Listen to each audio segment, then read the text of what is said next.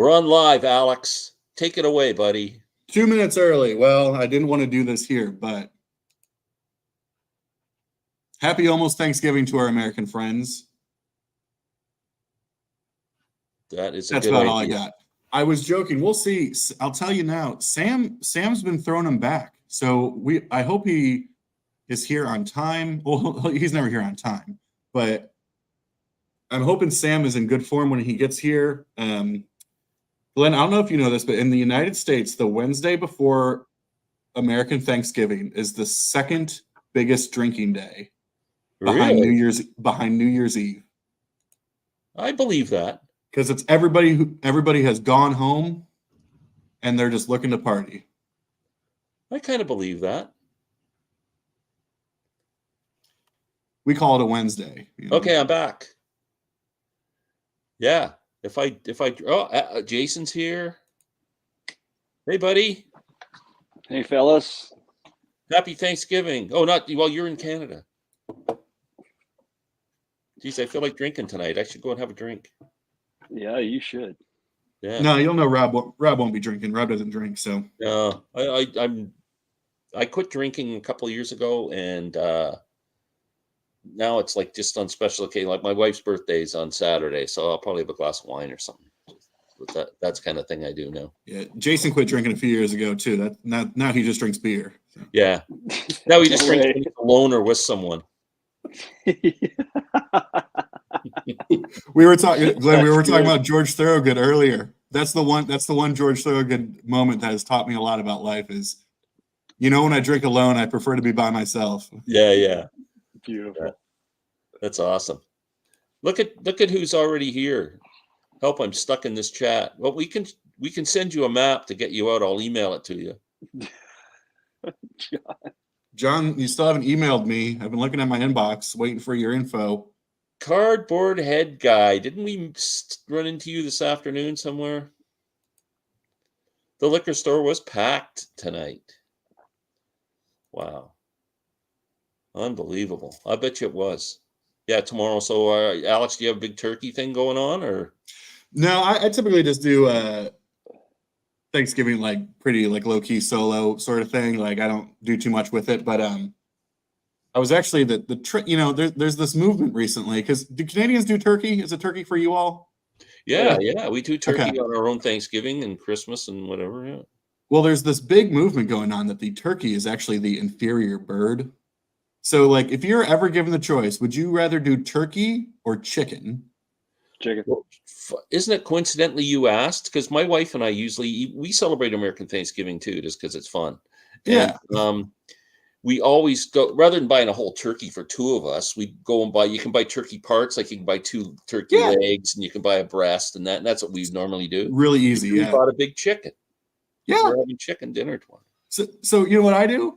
I go to the local grocery store, the local Kroger, and get a rotisserie chicken. Oh, perfect. I mean, it's great. Yeah. Got a couple crock pots going, so it'll be a good day. I got a question. Is Rob going to be here? Yeah, he's probably putting his son to bed. He's starting to get fashionably late, like Sam. Except Rob's got a family to look after, so he has a good excuse. Less hair, more makeup. Yeah, but less hair to look after. So they should. Mr. Sanctuary. I always love seeing Mr. Sanctuary. Evening, Glenn, Jason, Alex, and everyone. Evening, all. Good evening, Art. Did you say you left your info somewhere, Alex? Yeah, I dropped my email address as a response to a comment. I just said to email me. But John, I know you get a lot of comments. You're not like us, so I could send John. I could just email both of you. That'll work. That'll work. So We're trying to meet up next week, so yeah, I'll email both of you tonight, and then you can leave me out of your convo. I'm preparing the brine for my turkey. A deep fried turkey. Oh, that's John, yeah, I haven't tried that yet. But I do like my turkey, though. It might be an inferior bird, but it's freaking good. I feel like turkey is like a once-a-year thing. Chicken can be like multiple times a year. Yeah, no. You got to have the turkey. Glenn, I know you and Sam have your little your band. I forget the name of your band or your musical. Cosmic Torpedoes. That's right. Well, next time Sam and I meet up, we're going to do a band and we're going to call it the Inferior Bird. There's so many jokes there. Oh man. So many jokes. Yeah. That will work, Len. Thanks. Okay, John. No problem. Bridges. I am the matchmaker. I just matched up John and Steve from All the Worlds of Sage today too. So. Well, I told you I don't know if I'm going to have enough time to get out record shopping, but I will certainly have time to get out and grab a drink or food or something like that. So do you think that like tomorrow's? I guess when is like we're not going to get any special in Canada until Black Friday, right? That's when really Record Store Day is, right? Is that this Friday, right? Yeah. And then, correct. Yeah, but you know what, Glenn? Tomorrow is Red Thursday for Canadian Tire. Oh, great. Yeah, I know. There he is. Yeah, Rob. I guess never thought, is Black Friday a thing in Canada? Oh, yeah, absolutely. well, 100%. it's not. I don't know if it's as big as it is in the States. I mean, No, but it's still everyone jumps on it here for everything, right? What's I guess pissing me off is there's so many all the band websites that I sign up to send you stuff and everything and their email. I'm getting emails from the Zappa site and the Dylan site and Lucinda Williams and Joe Strummer, 50% off, 20% off. All this stuff you paid full price on. Yeah. But for me, I look at it and I go, oh, great. Now it's not 40 US. Now it's 30. Great. By the time I get it up here, it's 60. Hey, Rob. How you doing? Good. How are you? I'm doing well. I saw you were working hard this morning. Working hard or hardly working? Hey, you were probably working too hard yourself, either paying attention to the Larry. No, actually, I was working. I was at a customer's in Richmond Hill, and I had 5 minutes to kill in the parking lot before my meeting. So, interesting. My email was up. It was up, and I was not a lot of emails coming in at this time. For us. So, hello, Christopher. Thanks for joining us. I just can't understand. I can't understand why you guys need like 4 days off to eat turkey. I mean, I wish we could have 4 days off. Yeah, it's a good holiday down there, man. We're just jealous. I know, we are. So tomorrow I'm driving Larry Graves to Kingston, Ontario, which is a fairly, I guess 100,000 people. I don't know. It's a fairly large place. Birthplace of the Tragically Hip and Bryan Adams. They've got a couple of record stores there, and we're going to stop into one. And I'm just wondering, do you think they'll have any kind of a sale for Black Friday? Probably not till Friday. Yeah, that's what I'm thinking. I'm going to get bad timing. So I should have got Larry to change his date to Friday. I was in the prison once in Kingston. Bonjour. Only as a guest, not as a visitor, not a resident. Wow. Yeah. Did you go like for the tour? No, I was actually in. Oh, you went to visit someone? No, I was because I'm in the commercial woodworking industry, and one of the prisons there makes institutional furniture for the government. Yeah. So I had to go in as a consultant, and so I was in and had to go through all of the security screening and everything. Oh, wow. And then I had an escort, like a prison guard with me the whole time. And I was there for 2 days in their woodworking shop and just walking around with the general population. But I had my guard with me. And he's like, don't worry. He goes, I've only been stabbed 4 times. I'm like, holy Christ. Yeah. Wow. So, man. That would be a bit intimidating. It was. So there's the maximum security one. Then just outside of Kingston in Bath, where the Tragically Hip studio is, there's the Bath Institution, which is the minimum security, which is the one I was in. And then there's another one next door, which is medium security. And the one I was in was all people that were in for like assault and rape and robbery. I'm like, oh, great. The light stuff, God. Yeah. All the gentle ones. Exactly. Rob, say what you want about Canadian prisons, but they got some great furniture. I'm sure they do. Yeah. Sam. Hey, Sam.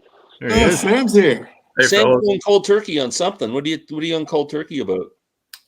Thanksgiving turkey. Oh, Thanksgiving. Duh.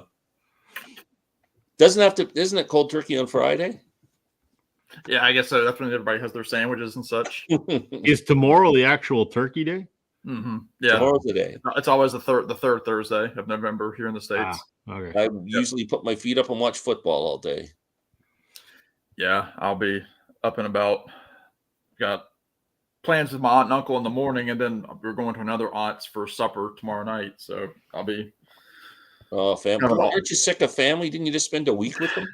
That's what somebody else said. They said, they're like, didn't you just spend a whole week with people? I was like, well, when you're from a family of like 30 plus people, just going on vacation with 7 of them is nowhere near the full amount. But one person said they stole records. Maybe that should be a life sentence. That's right. Do you like the song "Cold Turkey" by? Oh, who doesn't? It's a freaking great song. Do you all agree? Yeah. Yeah, I like it. Yep. Prison sucks. The booze is hard to get, and the weed is shitty. Sounds like someone who's had some experience. That's what it sounds like. That's hilarious. Alex, I see you're very festive there in the corner. You see that little holiday tree over there? Yeah, well, that's good. And before we get too deep into it, I wanted to show Glenn and Sam. This was just at the doorstep. That was your $40. Oh, that's his $40 fragment album. How many records in that set? 4. Wow, for $40. Holy man! Where'd you score that? Amazon, man. That's what happened. Wait, was it in a warehouse sale or? That's what happened in New York. I mean, springtime in New York, the same thing happened. Yeah. Oh, okay, same type of deal. Yeah, it was like mass produced. Yeah. But what's funny? I was looking because I was thinking out. I do still want to pay it forward to Jason and Glenn about sending you all something the same way I sent something to Rob and Sam and Steve. And I don't know how y'all do it. Your Amazon prices suck. Yep. They're terrible. I was like, $50 for this record. Yeah, but for you, that's only $3. I don't actually know how. No, I don't actually know how that works. It's a 40% exchange. You're paying with U.S. money. It's that $50 record's probably what, 35 maybe. Let's see here. I don't know. It was telling me it was 50. So you'll have to wait. Well, 50 Canadian though. We'll see. Who knows? 50 Canadian is $36.50 US. Yeah. And we're not worth $50. Remember the early 90s when the dollar was on par? You cheap bastard. You're going to have to wait until the first of the year when I get my paycheck. All right, let's relax. Glenn, I listened to my John Prine set today officially. Oh yeah, and it's so good. That's so cool. That was a really fun set. It's incredible. There are 3,500 copies. It's still available on that was fun. But they sound great, and even in the booklet it talks about people that are wanting to collect those original copies, and they're just, you can't find them. And even because the very first single that Prime put out was the I Saw Mommy Kissing Santa Claus from his Christmas album, and he wanted it to be on red vinyl, back there in '86, whenever it was. And so it comes, complete with all the original artwork, picture sleeves, and then it's got that last song that I Remember Everything that he did. It was just heartbreaking. Actually, I almost sent that song to Jason today because I know I made Jason cry on a weekly basis. And then Alex shows Tom Waits' album in a video. I'm like, Jesus. Yeah. Okay, Dan, it's Wednesday. You know what that means? Yes, we've got a lot of witty comments from Dan Gaucher. I don't know what that means. That joke was from the trailer. Oh okay. That's makes sense. Are the Beatles releasing anything else this year? Not this year. I don't know. You never know. I'm still waiting on my singles and my CD box set that apparently are supposed to be here today, but they haven't gotten here. Really? I'm never buying from the Beatles site again. I'll tell you that. I did it with the Revolver box set, and I was 4 weeks before it showed up. Well, I saw Rachel from Rachel's Ghost. She just got her vinyl today. Yeah. The red and blue on I Instagram. refuse to buy that. Ordering anything from band sites, like as much as you want to buy directly from them, it's just a pain. Especially a pre-order. Look, I'm only going to do it Enterprise if is a small operation, guys. You know, it's like they're just the Beatles. They don't have the people out Yeah, here who or can It's just a mom and pop. Yeah. You know, that's mom and right. pop store. I wish the Fragment CD set was that cheap. Yeah, because it's a great set. It was that cheap on Amazon US earlier this year. Everything in Canada sucks except the people. I'll take that. And the female bacon. Is it Rob or is it Glenn that doesn't like poutine? I don't like poutine. Yeah, I knew it was one of you. I don't want anybody messing great. with my French fries. Jason, how about your thoughts on it being the other Canadian in the bunch? I never order it. I don't mind it, but I'm not a gravy and fry guy. I'm not into it. I'd rather have yam fries or onion rings than fries than poutine. That's the order. Wow. Yeah, I like it, but I'm not a cheese on my fries kind of guy. No. Fries and gravy, fantastic. But I mean, I'll eat agree. poutine. It's fine. The cheese is just ruins it. But Americans have done it even worse. A lot of American restaurants down here now are serving poutine, and it's like, I can understand not liking it, but like the standard was like fries, gravy, and cheese curds. Mm-hmm. Oh, yeah. And so what a lot of places down here just do is they just melt cheese on your fries and then dump a bunch of salty gravy on it. And it's just terrible. And it, you know, it's not fair to you all. This is like a pride and joy. Jack the music guy. Glenn, Jesus Christ. We were just talking. Not really, no. Glenn, do you remember earlier today when we were talking about that's why you don't like campy things? Yeah, like I Queen? don't like campy and show stuff and Broadway and all that. I don't like it. Because you were cast in Jesus Christ Superstar and you had a bad experience. I was. I finally watched your the most recent CD exchange with Larry and your thoughts on Ween. I don't really have any thoughts on Ween. I just want to ignore them. Because of the name? Yeah. Today is my Friday here in the States due to Thanksgiving. Very happy to catch a Glenn live stream. Well, we're very happy to have you. And yes, I'm drinking. All right. Party. What is the longest you have waited for an Amazon purchase? I'm 7 months now for a CD. That's insane.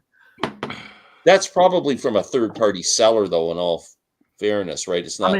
It's not an Amazon warehouse. When did they announce when did they announce the red and blues? Because I ordered those the day or the next day, and I still don't have them yet. It's been at least 4. And that was from Amazon? Oh, not from Amazon, no. Yeah.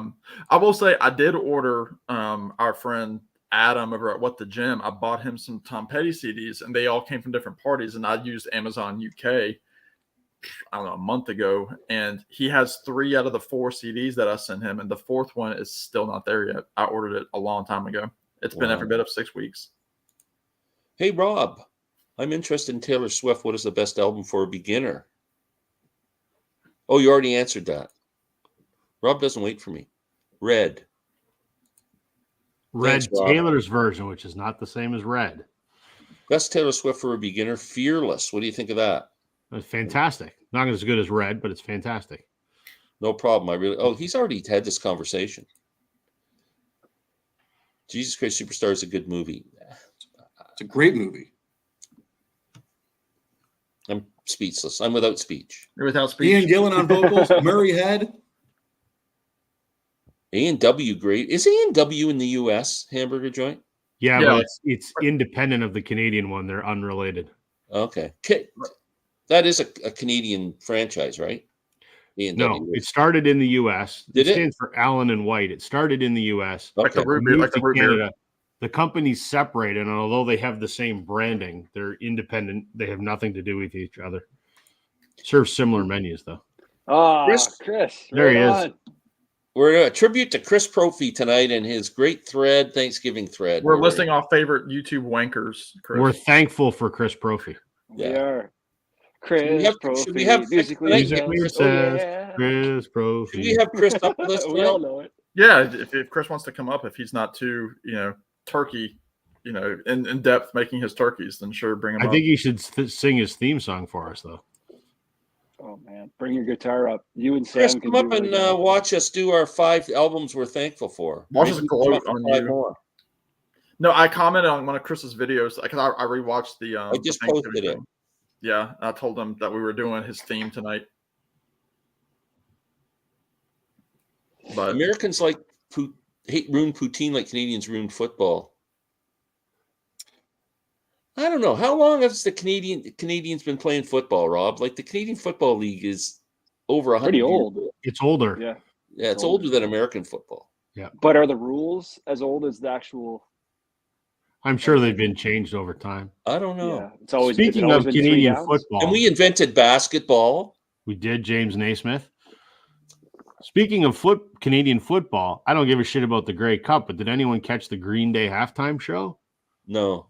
Oh, pardon my French, but fucking phenomenal.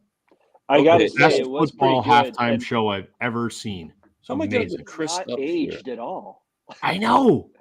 The drummer looked a little plastic, but I'm trying to figure out how to get Chris up here because his thing is hidden. If I Does this take have like my- a 5-person if max I or remove something? myself, yeah, is it a max on this version of I thought it StreamYard? was max of 6. I've had 6. I know, on but before. he's hidden behind the bottom screen where it says mute and everything. Rob says he's had 5 guys at once. I've had should- 6 at should once. work. No, you can have Easy. 6, but I just Easy. can't, Is that what I can't ruined get your that. first marriage? I can't Thank get you, his Sam. icon Someone at the got it. bottom, his little screeny thing there to say bring him in. So I gotta Sam, I'm gonna try and remove you for a sec. Is that when you, Rob? Was that when you were at the Kingston jail? It must have been What the assholes. how do I do this? Oh, so good. I'm I removing appreciate Rob it. I now. appreciate. Yeah, boot Rob. Oh, I guess I'm next. Well, is StreamYard different than Zoom in terms of 5 versus 6? I'm trying to get you, Chris. There we go. Oh, Hey, There it there he is. Chris Propfe. Musically. Hey, buddy. Can you guys hear me? Yes. Yeah. Happy can. Thanksgiving. Happy Thanksgiving. I'm not upside down, am I? Yes. Not yet. Maybe after another beer or two. Am I upside down? No, No, you were better before. You're Turn it never back. the other way. No, That's- you were better before. Now you've narrowed your screen. Now you're Now you're black. black. No, you're sideways. There There you you go. go. Yeah, Perfect. don't touch a thing. That's what she said. How you guys doing? We're doing good. Nice. John is Yeah. thankful for the music of the Cosmic Torpedoes. Aren't Well, we all? we're just a fleeting memory at this point. The world's a better place. We always leave them wanting more, Sam. It's been about 7 or 8 months. They've really been craving us. Chubby Chicken and Burger Family frosted mugs annoying long trays through the car window. Yeah, exactly. Those You know, frosted mugs are the best. I don't like Green Day, but agree, Rob. One of the best halftime shows. I never saw it. What- Oh, Was no. this referring to when they partnered with U2 in New No, Orleans? no. We just had This our just great. happened. We just had our Grey Cup on Sunday, which is the championship of the Canadian Football League. It's our version of the Super Bowl. And Green Day played the halftime show, and they just killed it. It was awesome. Why do Wow. we not have a Canadian artist doing the halftime show? Who cares? It was great. They also, I thought they did a The great Canadian job ambassador said, "Who cares?" when they did it in New Orleans with U2, and they did the Saints are marching, or the Saints are coming. I thought it was Yeah. great. That was great. So, did you guys run out of ideas and you figured you would just kind of enter my Yeah. Thanksgiving thing? Yep. Yeah. Thank you for not calling us thieves. Yeah. We sent emails. Bunch of with lazy ideas, bastards. and we all hated them. We thought, oh, come on, let's come up with something really bad. How Yeah, about that's pretty. Chris That's Propfe? pretty sad when you have to jump on a Chris Propfe thread. Yeah. Well, Well, you said it. We didn't. Yeah. we love you, Chris. Love you guys. I haven't seen you in a while. Yeah. Chris, it's an honor to be up here with you. I really Do like you know your Jason content, and man. Alex, Chris? Yeah, no, I mean I'm subscribed to both of them. I just actually watched Jason's video today, but I've never met Jason or Alex in person. So, or well, you know, like this. Sure. Yeah. But- This is- Yeah, Chris, great to meet you guys. Chris, I've dreamed of this moment of meeting you across the screen, and as you so majestically put "Hello from Poughkeepsie" in your videos, I had to tell you I'm very familiar with the area Right. because my little sister used to work at the CIA, Oh, okay. Yeah. and you know the CIA I'm talking about. Yeah, Culinary Oh. Institute of America. Correct. Yeah. That is So- not as exciting as I thought. It's more exciting, Jason. They bacon shit. So Wow. They But could whip up some poutine.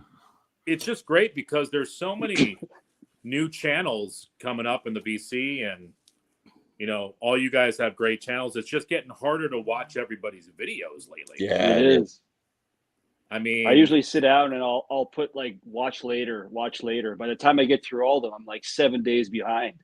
yeah. And It's the same with when, like, I always had mine set up that so it would pop up on the screen if someone left a comment or I commented on someone else's video and then they commented back. And Right. I was overwhelmed with all those things popping up on my screen all the time. I just cut all the comments out. So now I never know if someone's that's big commented. channel problems. That's big sub problems. I don't never heard of her. Yeah. Yeah. Problems we could only dream about. Yeah, it's Okay. crazy. I mean, I think it's great that everybody is jumping on the whole video thing, but it's like I said, everybody's got so many great channels. It's just hard to keep up. Well, it was Yeah. funny because I was on vacation all last week, and I was commenting on some of Steve from All the Worlds of State, some of his videos, probably a couple of yours too, Chris. Yeah. The last couple of days, like I added all y'all's videos to my watch later when I was gone because I just had my phone, and like I don't like watching like 10, 15-minute videos on my phone. I just don't prefer it. Right. So I had a bunch of my watch later, and he was like, "Are you catching up on these videos?" I'm like, "Yeah, I actually have like 100 videos in my watch later just from like a week and a half period." Yeah, it's freaking crazy. And I'm not even subscribed. I'm probably subscribed to like 20 VC channels because like Right. I can't keep up with all of them. So like, I subscribe to to all of you guys. Like I watch all y'all's videos and like other guys as well. But like my core group of guys, like I'm watching y'all's videos all the time. And like I can't keep up with like some of those like newer channels like Chris was talking about. I can't do it. Chris's channel is great because your videos are short, Chris, and it's like Yeah. you just Well, you know what? My What do you- attention span sucks. So so does mine. I What are you try trying to say, Jason? Hey, Yeah, I try I to just keep things enjoyed short. your 3-hour one. Don't worry. Listen, Yeah, well, you look at the analytics. Of Yeah, it's your watching videos. Alex's videos like War and Peace. Yeah, listen. I'm going to tell you all this in Lord, what is it confidence. good for? I expect none of you to actually watch my videos. All you just as they say in the YouTube world, I've been doing this for a long time. You all know this. It's, Like 2 Well, weeks. I think you need to do part 1, 2, 3, and 4 when you do a video. I'm going to do it. It's going to be like a concept album in 4 parts when I It do a should be video. like your video should be like a mini series. It's like a rom. But just know, Glenn, I don't need you to sit through my 30-minute video. Just smash that like button or whatever we tell people on YouTube. yeah. Ring that bell, and then leave a generic comment with like a wink face and be like, I like how you showed that one record. Love, Glenn. And I'd be like, I love you, Glenn. That's it. That's all you got to do. That's awesome. I'm I'll going to watch do that everything- in your I next watch everything video. at I double promise. speed. Well, that's why I'm double always speed. amazed at people like Jeff Witcher. And, I had Jeff Witcher, he visited me back in October, and I see all the work that this guy puts into his videos with his editing and, Cool. bringing in video clips and his research. And I'm like, shit, like, I'll never be like that. I like literally set up my iPhone, click record, making mistakes. I try to keep it under 5 minutes, and, it is what it is. But I commend people like Jeff and anybody else who adds a bunch of edits into their videos, because that takes a lot of work. Didn't you love Jeff's intro to the Roberts turntable contest? Oh, that was awesome. Yeah. I That felt was like I was watching incredible. Deep Thoughts Yeah, with it was so good. Robert Hagerman. Yeah. But yeah, it's I've met so many great people through this, and that's what it comes down to. Like, I know I've done videos with Sam, Glenn, and Rob before, and I'm happy to finally meet Alex and Jason now. And just it's funny though, because we see, I think Sam was talking about this in one of his videos. I think the video that he did with Alex, I think how it's almost like we've known each other for years. Yep. Even though we're separated by states and countries and everything. But when you share music, like I said, it's like you've known each other for years. Yeah, it Absolutely. is. If music's an emotional experience and you're connecting to the same artist or song, then how can that not help you connect fast, right?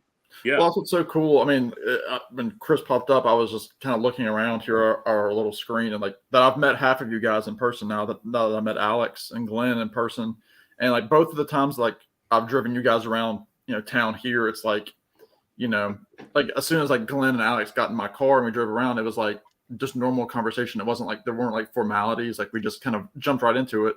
Yeah. Did you tell Glenn about your little your little pedal gas issue pedal? on your gas Yeah. pedal too? Okay. I've got to catch in my gas pedal. So it's First thing he tells me, I get in his car, he picks me up from the Marriott, and he's like, "Listen, I gotta tell you something right now."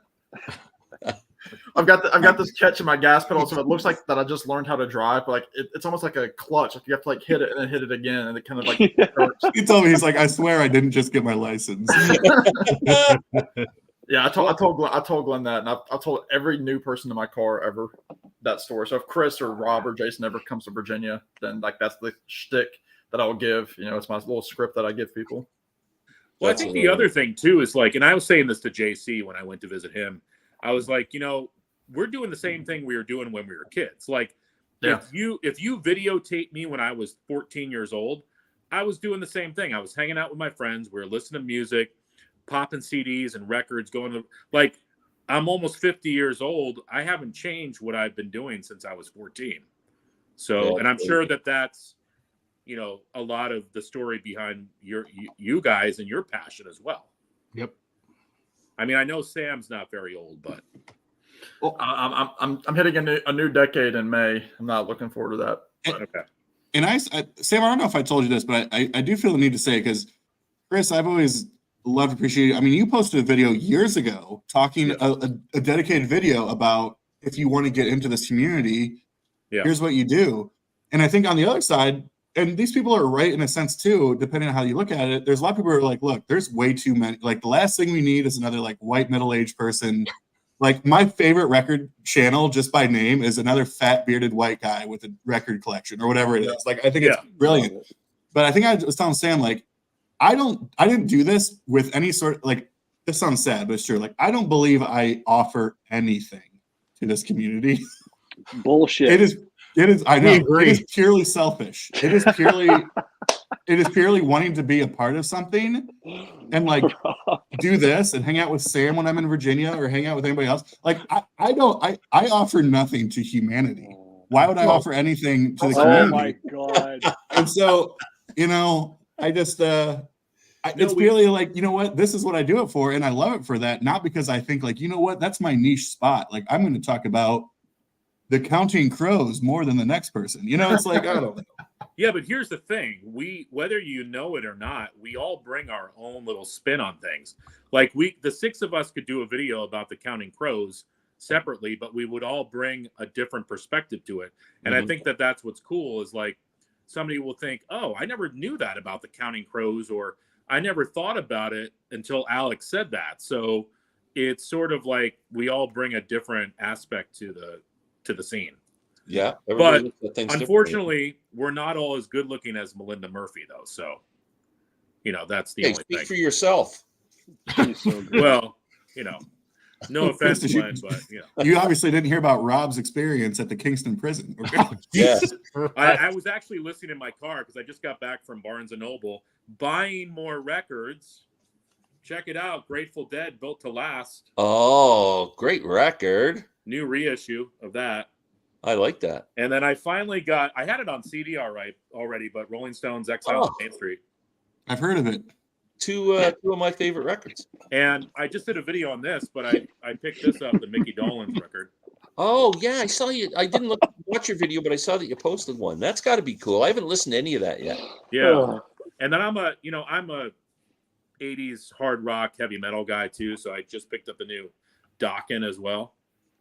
That's the value. Like, well, there's lots of value to Chris's channel, but like the Chris and the Witcher and the JC, like you guys have taught me so much about like actual like 80s rock and hair metal rock and things like that. Cause I was never, I'm at that age where I kind of came into music in the 90s. So I missed like a whole decade of rock. Yeah. And watching your guys' stuff is like so like educational. Like Danzig, I didn't know who the hell Danzig was. You guys just go off on them all the time. It's great. And you know who we learned from was Aaron Mutha Alamere. So Yes, you guys credit him with lots, eh? yeah, Chris, that did you- guy, Everything. that guy's Chris, crazy. you say that was a new Dokken? That's a new doc, and yeah, it's called Heaven Comes Down. And I almost didn't buy it because Don Dokken really can't sing anymore. He can't sing, right? And Lynch isn't there anymore. No, but it's got to be studio wizardry or whatever. But regardless, the songs are actually really good. And if you're a Dokken fan, I definitely check out this record. It's really good. I mean, again, it's not forging any new ground. It's basically retreading 80s riffs, but it's still good. Love it. Yeah. So that's my 2 cents. Jason, it always seems you have a daylight on these videos, or is that a lamp? That's grow lights, but not for fun things. Just Grow regular flowers. Oh. Are you growing mushrooms over there? I wish. And has anybody heard of the Zep? Is there a new release of Zep 4? I yeah. heard, Dan, it was just the same old mastering as the Jimmy Page remasters. They just put it on clear wax. Yeah. Is that one of those like Record Store Day reissues? Is that what it's called? Well, that's the 75th series that Acoustic Sounds Yeah. Productions is. And people are holding out that they're going to announce the Led Zeppelin catalog like at the end or something for that series. But The only album I need is Song Remains the Same. Really? I like the whole catalog, but I just got that. I I literally just picked that up, Chris. would let someone take a stab at reissue or remixing those albums. I have it on CD, and I listened to it a few weeks ago, and I don't know. I just can't get past how long some of the songs are. Like, I think Dazed and Confused is like 3 days long. Yeah. It's still and playing Jimmy, in the other Jimmy room. will go, like Jimmy will do a lick, and then Robert will sing the lick, and then Jimmy will do it again, and this goes on for like a half an hour, and then you forget what song you're listening to. Oh. And then finally it comes back into the riff, boom, boom, boom, boom, and they're like, "Oh, okay, that's Dazed and Confused." But are you talking about the studio cut or a live album? The live The album. song remains the same. It's a live album. Yeah. Okay, yeah. I don't like the Song Remains the Same. No, it sucks. But I need it. I need it to complete the collection. Yeah. I had to pick it up. It was dirt cheap and it was super clean. Like it's like near mint. Nice. Yeah, you'll probably never listen to it, but I put it on once and I'm like, I already know that. Like I would rather have How the West Was Won if I had to have like a much Zeppelin better. live album. But even then, there's like the Another it's a half hour version bring it of on Moby Dick. home. Yeah. I mean, like, come on. Like they don't bring it on home at all. They just. that's a good joke, Jason. It's a good joke. yeah. Well played. What's the phrase? Don't bore us. Get to the chorus. Nice. That was a Tom Pettyism. They said that all the time. Oh yeah, that was on that Tom Petty documentary, I think. Yeah, that's what I think. Mike Campbell mentioned that. He said, don't bore us, get to the chorus. That was their philosophy with songs. And what's the John? You were talking about the John Prine box set, Sam. What's that? Chris, it's. I don't need any love the more collection. albums to buy, Sam. It's a cool little collector's piece, really. So I mean, it's like for like the diehard. So it's based off of his Wurlitzer jukebox that he had. So there's like the jukebox, but the cool thing is that it lights up. Oh wow. So it's based off. I think it's 1935 Wurlitzer, and it's all of the singles that came out on Oh Boy Records, which was his label that he started in the late 80s. Yeah. Including the last song that he ever wrote, which is called "I Remember Everything." They released that as a single. And then there's also a single that he just put out on Spotify in 2018. He did a version of "I Just Called to Say I Love You," the Stevie Wonder song. Beautiful. It's just I told Glenn before you came on, like I listened to this. I listened to all the singles today. I mean, it's just it's like a testament to just the different styles of music that he does. Like the first single is a Christmas single. And then he does one of Glenn's favorite songs on the next single, which is "Let's Talk Dirty" in Hawaiian. I love that song. One of my favorite Prine songs. That's a great title. That's the second single, but it's just so cool. I mean, again, it was limited edition. I'm like, I've got to have this thing. I mean, that in itself is just so cool. Very cool. Like, and again, I'm a Prine completist, so I had to have it. And where'd you find that? It was through the Oh Boy Records. It was limited to 3,500 copies, and I know that it's still available. And actually, I think I got it early. Some reason I'm always getting Oh Boy Records stuff early. Yeah. Because they said that it wasn't going to start shipping till after Thanksgiving. So for some reason, I got it a week early. But So if Oh Boy and the Beatles could just like meet in the middle, it'd be good. Exactly. Yeah. Exactly. I'm still balance. waiting for my Beatles stuff. And I Dane, heard we're you serving up harsh but real opinions in here. Mr. Danger, right on. Ask Chris if he has any of the new Scorpions vinyl reissues. No, but I almost picked up Taken by Force today, but I have an early pressing of Lonesome Crow, which was their first album. It's so good. But no, I don't have any of the new reissues on vinyl. I'd like to get Virgin Killer, Taken by Force, and I like their live Tokyo album too. That's really good. Hey, here's a question for Chris, since I've finally had the opportunity to ask him. So, really appreciate your father vibes with your kids and music. What is a band that you are still trying to force down their throats that they have to like as a parent? What are you hoping that they'll come to appreciate? Anne Murray. Yeah, Anne Murray. Rod McEwen. You know what? Here's the thing with my kids. Like, my daughter's 18, my son's 16, and I've been playing all different types of music for them since they were babies. Like, I remember I have the Kissology DVDs of like the old Kiss footage, and I would play them live Kiss shows when they were younger. And I think it probably wasn't the best thing to do as a father, because I think I scared my kids. But what's wrong with his tongue? Yeah, but my point is that they've been exposed to a lot of different music, so I feel like whatever I play them, they usually are able to find at least one or two tunes that they like. Like, my daughter will show me her Spotify playlist, and it'll be a Taylor Swift song, and then she'll go to like Metallica, Master of Puppets, and then she'll throw like a Lou Reed tune on, and then like she's all over the place. And I'd like to think that is because of me, not my ex-wife. It's because of me that, Speaking you of, laid the groundwork. You put the time in. I will say this: my son really isn't into heavy metal that much, and I keep trying to play him more, but I think it's just he's more into like the classics. Like, he worships Paul McCartney. He loves the Beatles. We gave him a guitar a couple years ago. This kid already plays shit that I can't play. Like, he'll listen to a Paul McCartney song and just figure it out. And doesn't that make you mad? Yeah, he's into Jim Croce. He's like an old soul, and cool. he figures out the finger picking style of Jim Croce's tunes. And I'm like, Alan, his name is Alan. I'm like, how did you do? He just has a knack for music. And again, I mean, I can play guitar, but he's like on another level, and he's only 16 years old. Yeah. So yeah, I guess probably I would say the genre of heavy metal is one that I'm kind of hoping they might warm up to, but I don't know. They didn't, they didn't grow up in that time. So I don't know. You play them like, but my daughter likes Motley Crue.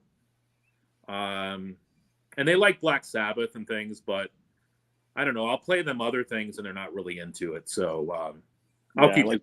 Did you? I like your Sabbath video. Did you see that?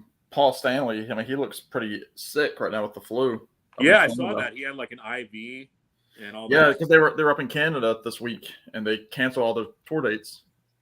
Yeah, well, they're and that's right too. They are up here. They had a big show at the Rogers Center or something. Yeah. Yeah, and I think their last show is going to be at Madison Square Garden. Wow. Yeah, in December. Like they're. I mean, Gene Simmons just said the other day, he's like, "I swear this is it." And I know they're kind of ticked off at Ace and Paul right now. Yeah, but it's just, I mean, if I were Ace and Paul, I wouldn't come back. No, I'd say F you. I'm not coming back because Gene has been cruel to Ace Frehley. Yeah, the last couple of years.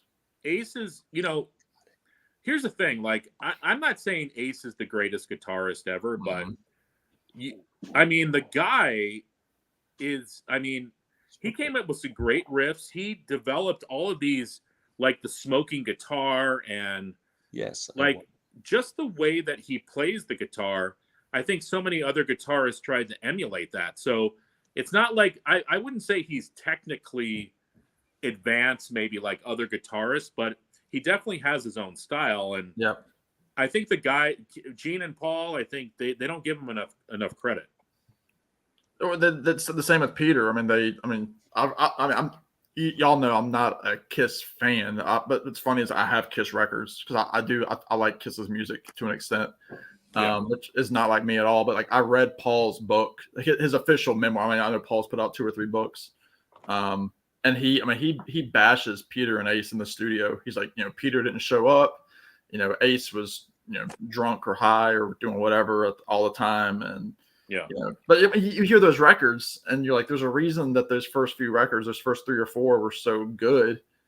It's because all 4 units were there. I mean, obviously like Creatures in the Night, like Ace was out of it. Peter was already gone by that point. But like you can't deny the success of those first few records with all 4 of those guys. Do you think they played their own instruments on those albums, or studio musicians? Yeah, I think in the early albums they did. I think later on, when they got to albums like Destroyer and they had Bob Ezrin come in, I think that's when they started to bring some studio musicians in because the guys couldn't play what Bob Ezrin wanted them to play. Yeah. And then by the later years, like with like Unmasked and albums like that, I think they had a guy named Anton Fig come in with the drums.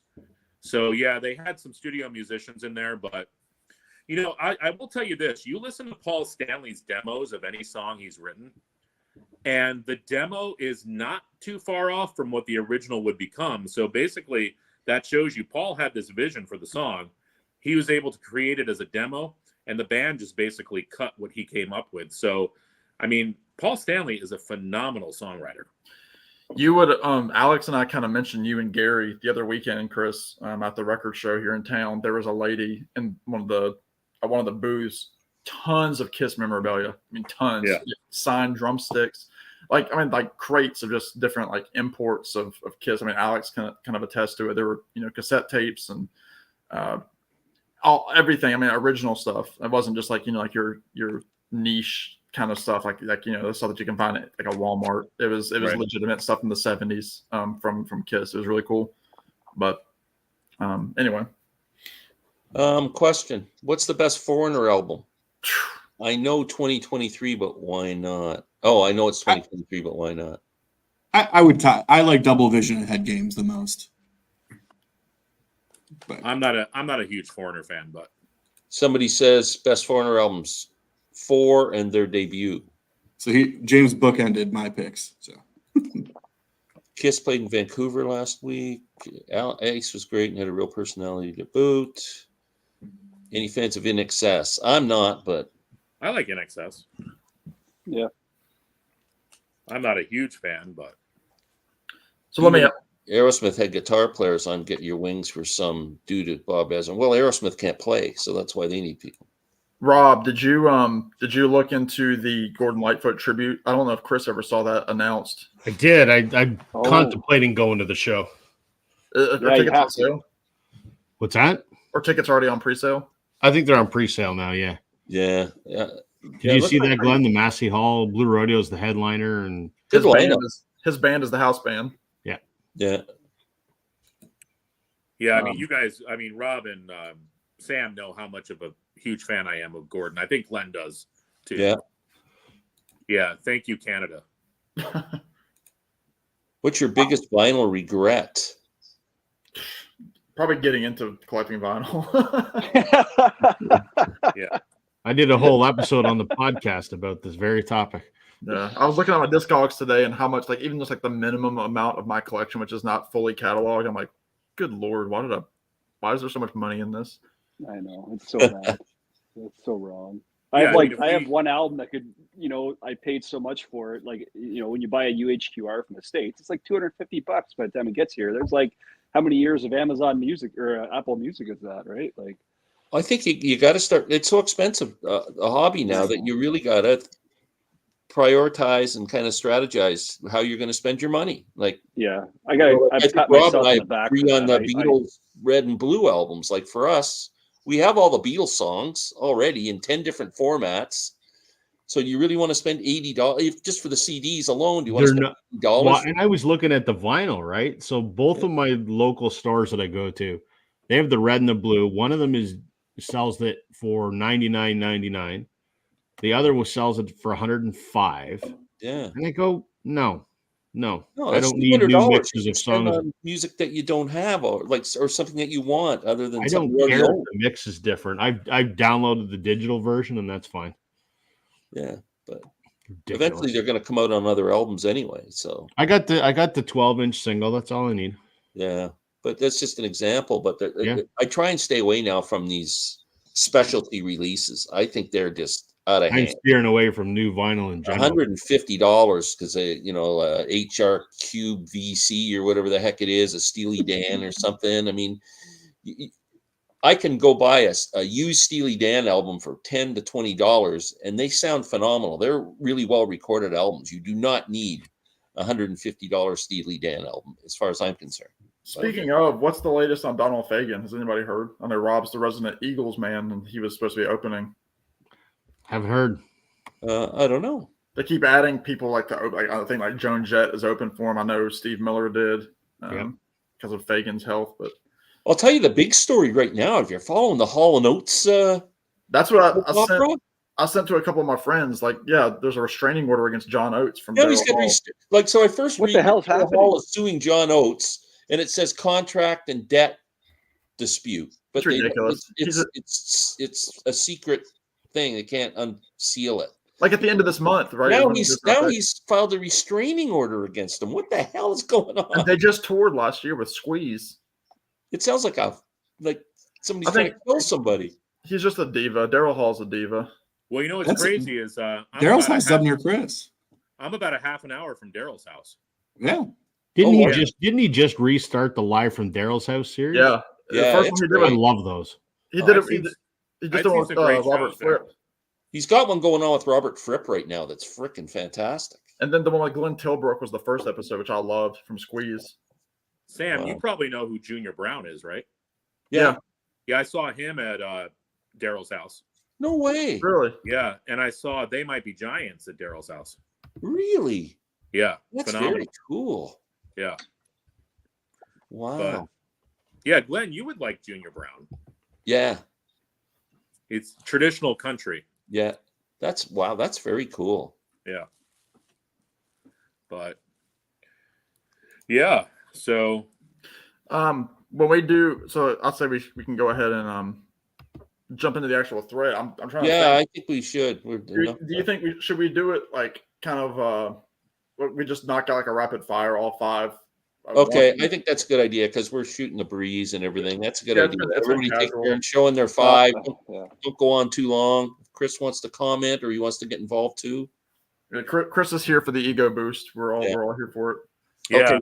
Okay, so, we just scared Jason away. Alex, do you want to start since you're beside me on the screen here? Oh, Jesus. Glenn's got his hand on your knee right now. We just can't. No pressure. All right. Like we're just doing all five or whatever we got. Yeah, do all five. Rapid Okay. fire. All right, Jason's turn. Jason's gone to the bathroom. No, I'm just teasing. Go ahead, Alex. Okay. Well, this is a band I show. Oh, no, Jason's back. Jason, you go. Now, can you do a brief kind of a thing? What inspired, like these albums? What inspired you? Like, was it one whole thing, like a thanks? What we should say albums, or I think we should. Chris, how about you? If people that don't know your thread, how about you describe what this thread is, and then we'll kind of go from there. Okay, yeah, I'm sorry, I'm just walking around my place here. Yeah, I just kind of came up with the idea of, obviously with Thanksgiving tomorrow and everything, that maybe people could just talk about some albums that they're thankful to have in their collection, and it could be for any different reason. I mean, it could just be as simple as like it's a kick-ass album, or maybe it's an album that you bought when you were visiting a friend. Maybe it's an album that was a grail of yours and it took forever to find it and you finally found it and it added it to the collection. So really kind of all different reasons why you would consider this an album that you're thankful to have in your collection. Almost like if it wasn't in your collection, you'd miss it. Okay. one All of right. those things. Am I going? Is that the idea here? Nope, Alex. Alex. All right, Alex. Oh yeah, shit. All right, that's fine.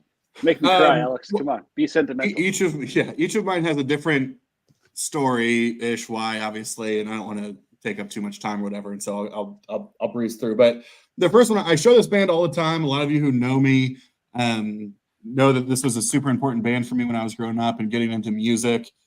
This record is pretty monumentally disliked in their catalog.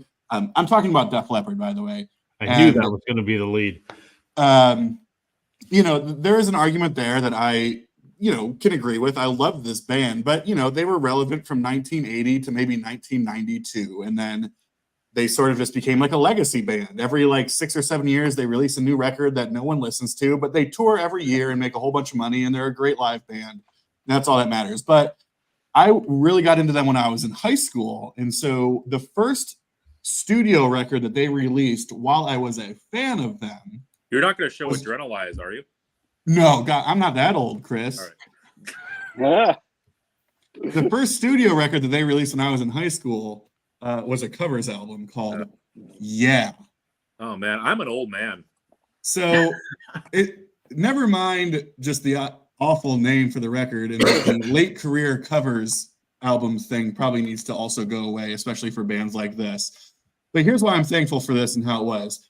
I appreciated this, and this is what they would say when they were putting the catalog together for what they were going to record for this record. And I'll start with, it's a fine record. They do the songs justice, all that kind of stuff. It's a covers album. But to me, why this was important is when I was in high school, I was into this band and a couple of other classic bands, but there was so much music I was not even aware of. And when they were putting the catalog together for what they were going to record as covers for this record, they said, you know what, we want to dig deeper and we want to dig into the bands that we actually loved when we were growing up in hopes that could attract like a whole new generation of people. So here's what I love about this, because y'all know I'm a big glam guy. You might not know that, but I'm a big glam guy. 20th Century By Boy. the eyeshadow. It looks like it. Appreciate you. 20th Century Boy, T-Rex. They did Rock On from David Essex. They released that as a single. They did a Blondie song, Waterloo Sunset by the Kinks, which is one of my favorite songs of all time. Hellraiser from Sweet, 10538 Overture from the ELO debut. Oh my God. Street Life, which I think was Roxy Music. Drive-In Saturday, the deep cut from Aladdin Sane, David Bowie. Golden Age of Rock and Roll from Mott the Hoople, No Matter What from Badfinger, Don't Believe a Word from Thin Lizzy, and then Stay With Me from The Faces. And so for me, being a nerd of this band and this record at the time, those were all people I had no idea who they were. I had no idea who T-Rex was. I had no idea who Thin Lizzy was. I had no idea who David Essex was. I still don't really know who David Essex is. That's a great song. But to me, I'm so thankful that this was it was kind of disappointing at first, because I was like, really? The first album you're going to release when I'm a fan of yours is a covers record? But I'm so thankful for it, because all of these artists I became huge fans of because this was like them giving me exposure to those artists. And so that's why I'm very thankful for this record. Now, Those are some wicked songs. How do you feel about their early stuff, like On Through the Night and Pyromania and High and Dry? I love it all. I know, I daily I kind of go through and think about like what my ranking would be if I were to rank them. I've talked to Rob a lot. Like, I love Hysteria, but also like I find myself probably enjoying High and Dry the most these days. So I love like the new wave of British heavy metal stuff, and when they became basically like a pop rock band. I love all of that stuff. Yeah, I mean, Hysteria is phenomenal. Keep it rolling, Alex. Shall I keep going? Okay, cool. You put that aside for a second. This one, this is not going to be a popular record because it's like a private press from a friend of mine, but there's a little bit of a story there. Around the same time, I was in high school. I was playing bands. I was involved in music with a bunch of my friends in high school, and we were in a band that actually competed in a high school rock-off that was held at the Rock and Roll Hall of Fame in Cleveland, Ohio. And so I can say that I played at the Rock and Roll Hall of Fame twice. And so we were led by this. Maybe this one day chap you'll be in the Rock and Roll Hall of Fame. Got my vote. You could argue I am more qualified than some. I would say. I was in there only because I bought a ticket. That's right. Yeah. I was in there because I had to go to the bathroom. Well, so we were in a band together, and like it was pretty obvious that it was like me. It was like three best friends, and then our singer, who was the one who was actually good. And so, you know, as that happens, whether you're talking about 16 and 17-year-olds or people in like their 40s, the lead singer who was actually good went on and did his own thing and left the three best friends behind. And so what was funny though is that he actually went on to go to the Belmont School of Music, which is in Nashville. And when he was there, he recorded a record that I was actually lucky enough to find a couple years ago on Discogs. There was one available that some random record store in Nashville still had that I was able to buy. Again, nobody knows this record, but I'm so thankful I have it. First, here's what's so funny. So this is from 2014. This was recorded. But the reason this is cool is because there's songs on here that we used to play years and years and years before too. So it's his solo record. It's his stuff. But there's songs on there that we used to play. And here's how you know it's funny. This was from 2014. And here's the hype sticker. You can tell where they're going here. Virgin analog, recorded to tape, no punch-ins, mixed on tape, mastered on tape, cut to vinyl from tape. So clearly going for his all analog sort of thing. So Christopher, his name's Chris Wilde is his name. But funny enough, and here's where it goes back to maybe if Roy was here, I don't know if Roy is here, but Roy would be like, I saw Chris Wilde play in 2015. It was great. But some of you might know of a band. They're from Chicago, late 60s, early 70s band. They were sort of like the American version. They got compared a lot to Black Sabbath because of sort of their imagery, but they had a female singer. That band is Coven. This was their second record. Not a great record. Their first record is great. Very like witchcrafty, super like spooky. There's like a 15-minute song with all these chants. But this Chris character who I just showed the record of, he is their current touring guitarist. So he is the touring guitarist in Coven. And that was the person that we were in the band with. So that's just why I'm very, very thankful for having that first record. Cool. This one, yeah, I can't show that one because it's for Sam. So I'll wait till Sam gets back.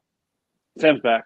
That's all right. We'll wait. Sam was just he was just polishing his John Prine box set. I was probably. Yeah. Probably. Yeah. This is actually I was kind of pulling some records too that I could link back to this to you all. That they would have a connection to you. And I remember being in 8th grade. I don't know how it was for the people in Canada, but when you're in 8th grade in the United States, like the field trip that you took was to go to Washington, D.C. Like everybody in 8th grade goes to Washington, D.C. But this was back in the days of the Walkman. And it was a really good experience for my dad and I, because my dad was a chaperone. Rob, I don't know if you and I have connected on this before, but I lost my dad, 13 years ago now. I didn't know that. Mine's 14. So yeah, we could talk offline about that. But we had 2 CDs that we would constantly share back and forth on this Walkman while we were taking the drive to DC. And there's still some of my favorite records. But at the time, I was like, I would have never called myself. I was in 8th grade, so I was 13, 14. I would have never called myself a prog person. I didn't know what that meant.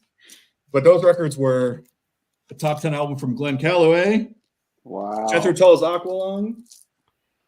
And the other one was Rush 2112. Those were 2 records that we had that we were sharing back and forth in this Walkman going to Washington, D.C. And that, for reasons I'll never understand, those were like the 2 kind of classic records that my dad and I just really connected on. It was just a really good experience and something I think a lot about. Jethro, my dad knew as Jethro Bodine. Jethro, huh? And this last one, this is for Sam, because Sam, I know you love when I sing. So you're going to love this story. So several years ago, when I first moved to Columbus, my sister, because of my dad's passing when we were young, I have a really really strong relationship with my little sister. And so several years ago when I moved here to Columbus, she was a couple hours away, and I was like, hey, there's this band playing that we're both a fan of. Like, you want to come in for the concert? And that band was one of Sam's favorite bands called The Head and the Heart. That is a Sam band if I've ever heard one. Absolutely. So, and Sam and I connected on The Head and the Heart early. And Sam, now that you know me, I hope you find this as funny as I do today, because this was 4 years ago that we saw them play. So I guess it was like Living Mirage tour. And you see them play. And to no one's surprise, I get real liquored up before this show. Liquor. Right. It was liquor and vinyl then. Oh, no, It was like, but then I gave up drinking and I only drink beer now. So we go to the show, Head and Heart. For those who don't know, Head and Heart, just great Seattle indie folk kind of just. Their music's just beautiful to me. I love it. I love those first like 3 records they have. They're on Sub Pop. But one of my favorite songs of all time for anyone is a song called Down in the Valley. And which, right. Okay. Yes. So yes. Don't do this, Sam. So it's my sister and I in the crowd. We're in this theater. And you gotta know, like, it's a very like emotional song. Sam could probably tell more about it. I kind of feel like it's about being an alcoholic. I don't know. But there's like, it's very emotional. There's male, female vocals, and we're in this theater, and it's so quiet. It is so quiet, and my drunk ass doesn't know the words. So I'm sitting there, and I know some of the words. And again, this is Sam going to appreciate this. And so, it's this line of, they've been to California. And I'm in the back going, Oklahoma. And it's like just belling out these states. And then they have a line early. I forget it again, but Sam, it's what's the line, Sam? Lord have mercy on my what? Rough and rowdy ways. Rough and rowdy ways. Well, if you're Alex and you're liquored up in 2019, it's rough and rugged days. You're lucky you didn't get beat up. So here I am. It's complete quiet theater. Everybody's all emotional. It's a very emotional thing. I'm over there going, Lord have mercy on my rough and rugged days. And my little sister, who's probably more embarrassed than she's ever been in her life, goes, shut up. It's rough and rowdy ways. But have no fear. We got a Taco 12 pack that night. And all was fine. We had a great time. And every time I listen to this album, which is still a lot, I will always sing my version of That's awesome. Beautiful. Great story. I think that was 5-ish, but if we do a round or something, I got awesome. A couple more. So that's a good way to end it right there. Great thread response. Jason, how are you going to follow that? I can't. Okay. I will fly through them though. I will follow Marathon Alex here with a really short, abridged version of the 5 albums. I do have some more sentimental reasons for sure, though. When I wanted to start collecting, and I've only collected since pretty much the pandemic or just a bit before that, I knew there was a couple things I had to get.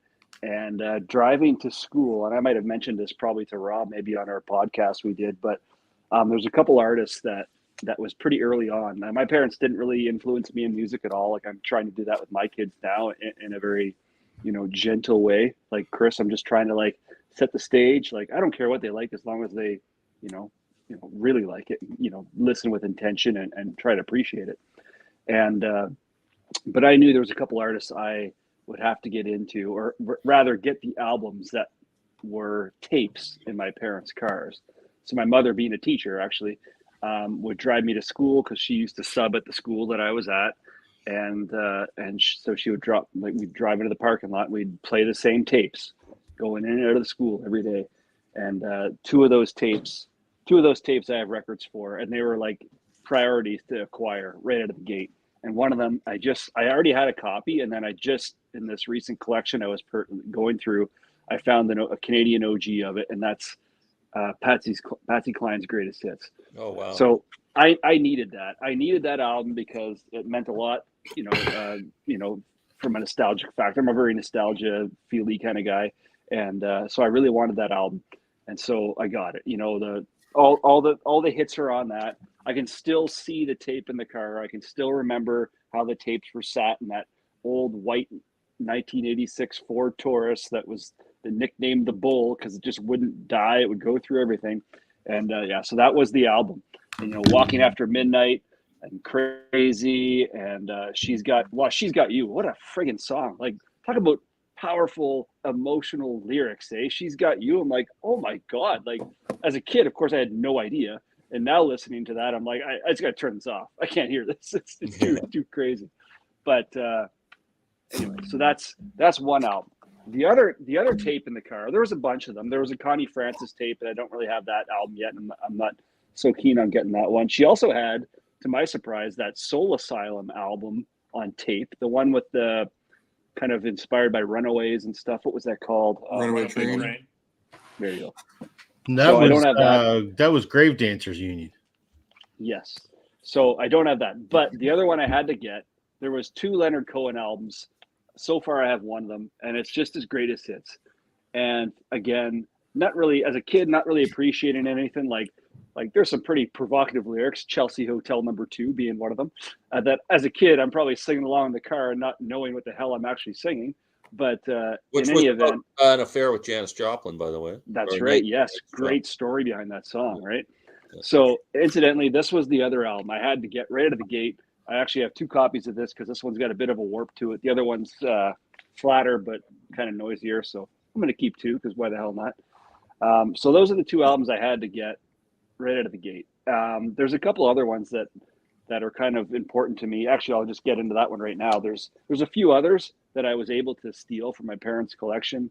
Like they had crappy music, and I said this to Rob on the podcast. Like they didn't have great taste in music, or they didn't care about music as remotely as much as I do now. But they had a record player, and that record player meant a lot to me because I was like, I'm going to go explore this and see what this is about. Didn't know anything about taking care of records. I just slammed the needle down, slide it across the record, and just beat everything to shit. One of the records I beat to shit was, of all things, it's not even K-Tel level record. But it's the same genre. It's 24 electrifying hits. But this was important to me, and it still is, and I'm so glad I got it. When they found out I had a record player, my sister, who acquired a bunch of stuff, including a bunch of small Beatles 45 singles and stuff, they kept those because my brother-in-law is a big Beatles fan, so all the power to them. They can have those. But they sent me Johnny Cash's San Quentin, which I almost brought out here, but so I have that. That's the better of the 2 live albums. I know, and I remember Chris when you said that in a video, and I was so grateful. It's like I have San Quentin. Incidentally, I have Folsom Prism now too, but I was like kind of like, yeah, sweet. I like the better one. Yeah. But so San Quentin, I have that. But this one here, I had this, and there's all kinds of just generic everyday hits on here. But the 2 that I always went back to were Summer in the City, and I listened to Summer in the City by Loving Spoonful a lot, only because the song that preceded that on this was House of the Rising Sun by the Animals, which if my sister's watching, which I know she's not, but that song in our family is iconic. Like Dad and my uncle would, drink beers and sing that on guitar. And that is like my grail memory. And I will never give up on that song. Anyone that covers it, I'm all in. I'll listen to that song all the time. Sad thing is I grew up on a K-Tel-ish version of House of the Rising Sun, and I totally missed the whole verse of lyrics. So when I finally, Glenn, picked up Dylan's debut album with that song on, I'm like, what the hell is he singing? So there was like a whole verse missing from this particular version. Nonetheless, super important album for me. I was so glad when that got shipped here and I got it. I'm like, oh my God, this is the record I spun, the 2 tracks of a record I spun more than anything else growing up. Another nod to Glenn here. Another album super important to me, very grateful to have. When I finally got into this artist, and how I got into this artist was basically I was in university, and I befriended a guy that was really deep into this artist, and I said, I knew who he was, but I didn't know anything about it. He actually burnt me a CD with like all these songs. Okay, if you want to get into this guy, here's the songs to start with. And naturally, a few of those songs came off of this album. And so this was kind of obviously my first intro to Dylan was picking up this album here. So I know it's a pretty common album, but I think, you know, and I have other albums from Dylan, and I actually listen to other Dylan albums more than this one. However, how could you not want this in your collection? How could you not be grateful for this in your collection? Because what drove me into Dylan as an artist wasn't so much the music as just the sheer impact that one guy who's like early 20s, if that, can have on the greater population, right? It just blows my mind that he was so young putting out that level of provocative lyrics and songs. And it was like mind blowing, that kind of impact. So having this was key. I found this pretty early on, an early Canadian, if not an cool. OG, the 2i Columbia. And then finally, a little less important in a sense, whatever. But to me, it was, and I guess maybe Chris and Sam can appreciate this. Whenever you start to learn guitar, I know like the chords, and that's it. I couldn't hold a tune to save my life. But I have 2 guitars, and I would never get rid of them, because the days that I just want to hit the strings just to make myself feel better, I will do that, and I will do that to the day I die, right? And the guy that got me into playing, I'm not saying he is the guy that I admire the most or whatever, but the artist that got me into playing and the album that got me into wanting to play guitar was this, and that was Dave Matthews and Tim Reynolds at Luther Tim College. Reynolds is a freaking monster guitar. That's Tim such a good Reynolds- record, Jason. Man, Oh. I picked this up off an auction for, well, it was still probably over $100, but it was the best money I spent, I think, on an album. And Beautiful. I had this CD, and the jewel case doesn't even close anymore from opening and closing. It's just worn to shit, right? Is the maker on that?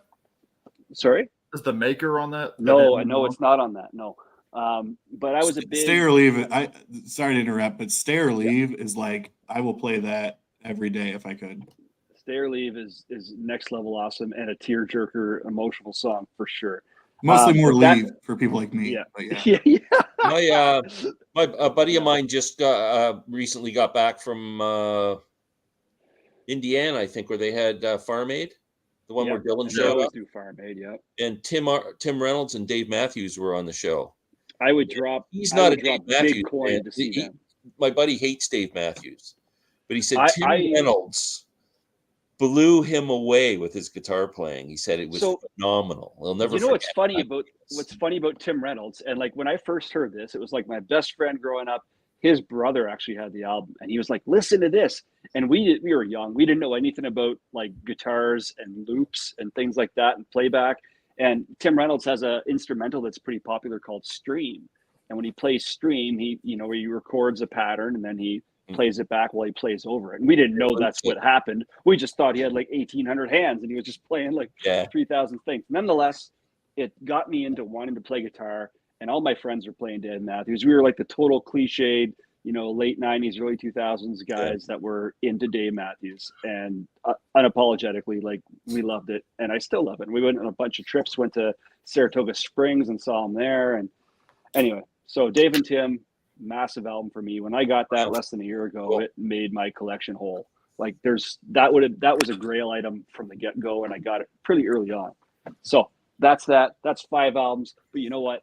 I can't help but show my favorite album that I think I own, or at least one of my favorite tracks is on this album, and that's that. And I'll just leave it there. That's it. Thank you. Nice. Clapping. Samuel. All Cold right. Turkey St. John. Dan, did you just crack a beer? I did. I've had a few tonight. Wow. I have a few more, Sam. Yeah. Alex. He's got beer at his house now. I know. And this is a local. I'm A little late. I'm gonna go with Alex. This is a brewery from my hometown of Bedford, Virginia, called Beals, and they just put out one called a Brunch Stout. It's 6.3, and it's very. I've never had it. I found it yesterday at the Kroger store, as we have down here. Sir, it's pronounced Crozier. Crozier, yeah, because we're highbrow here. You pinky up. I'm starting to feel like I'm glad you guys are jumping on board with booze, because my gummies are starting to kick in. So good. All right, you and Jimmy Buffett. Yeah.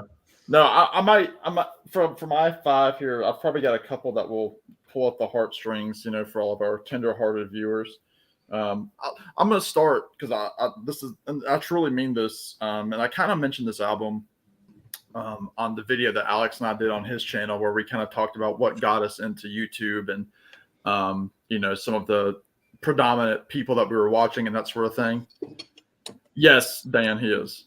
No, Tim Reynolds is better.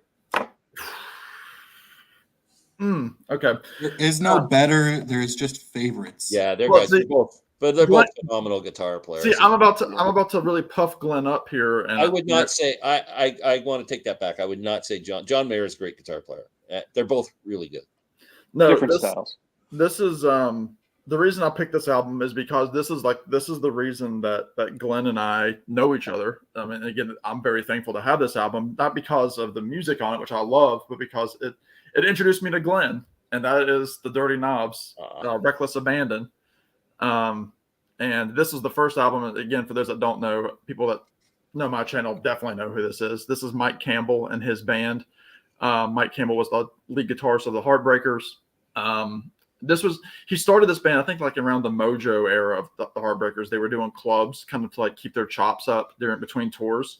And he just played clubs. He played blues music. It was a little bit grittier than the Heartbreakers stuff. It was more like garage rock, like the Kinks and the Animals and stuff like that. And then obviously when Petty died in 2017, Campbell was left without a lead guy. So he kind of did his own thing, and the Dirty Knobs became a real touring unit. And what's cool about this album is the artwork is actually by Klaus Vormann, who did I didn't know that. Really? Yeah. Oh wow. So, and you can see, I think he signed somewhere, maybe even on the vinyl copy, you can see like he signed Klaus Vormann on it. But yeah, Klaus Vormann did the artwork on here.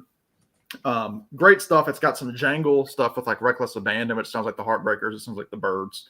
But then there's also some like beautiful ballads like Irish Girl, which they said he got inspiration from Van Morrison for that. But then like they have stuff like Don't Knock the Boogie, which is like just straight ahead boogie, rock and roll, bluesy stuff. Some Chris Stapleton co-writes on here. But the reason I put this album is because, again, I did a review of this album, and then a mutual friend of Glenn and I's, Matthew Street, who we all know, he told me on a comment, he's like, hey, there's this guy named Glenn Kellaway that kind of mentioned the Dirty Knobs in a video. And so I went over to Glenn's channel, never heard of Glenn, and I saw that he talked about the Dirty Knobs, and we started talking in the comments. And then, a month later, 2 months later, we did our Bob Dylan series, which was the first time Glenn and I met over the camera, doing our 80 favorite Bob Dylan songs. It was like 4 or 5 videos that we did for his 80th birthday.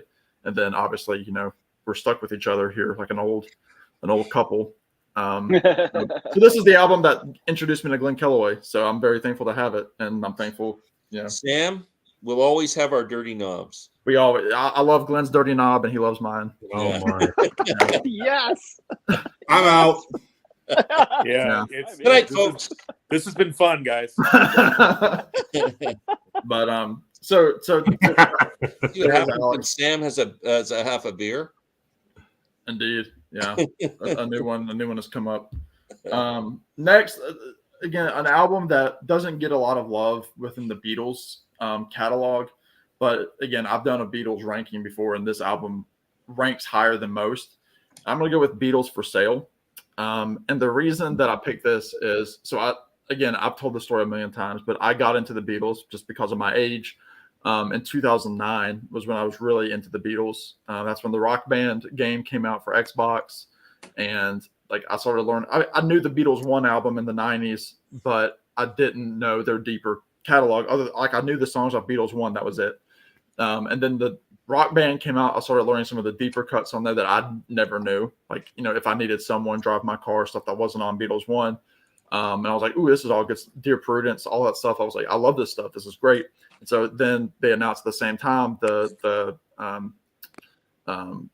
George Martin remixes in 2009 of all these albums that came out, which I love. And this album in particular, I specifically remember buying this album right before I went to the beach. It was the same beach that I went, that I was at last week with my grandparents and my family. And for some reason, this album reminds me of the beach. I played this album. I downloaded it instantly to my iPod So I was listening to it all the way down there.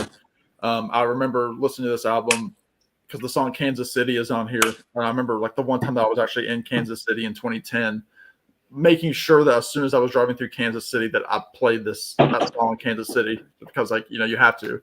So this album holds a lot of significance to me. I know it's like, you know, it's kind of like a half Beatles album, half covers album. I get that, but something about this album reminds me of going to the beach in the springtime with my family, and I'm very thankful for it because it's probably the Beatles album that I hold the most memories with. So Beatles for Sale is number 2. I love that one too, Sam. You say it's a half Beatles album. That's what I love about it. It's I like it better than, say, Hard Day's Night, its predecessor. But I love the fact that it relied heavily on some covers, because those covers kind of harken back to the rock band that they were back in the Hamburg days, playing like American R&B. That's the charm that I love about that record. Yeah. I mean, that's a good description. You listen to Kansas City. You listen to What do you got there, Chris? even like Everybody's Trying to Be My Baby, stuff like that. It's just wonderful. Love it. Number 3, and let me continue. I'll kiss Rob's butt a little bit more. This is Bryan Adams' live album, Bare Bones. Oh, that's a good one, Bare Bones, yeah. And the reason I picked this album is because I saw Adams twice on this tour. It was with like a 4-year difference between the 2 tours because he did it a couple different times. The first time I saw it with both my parents, the second time was just with my mom. I think about in 2011 was the last time I saw Bryan Adams. And this is essentially the whole set list. I mean, it's 20 songs on this record.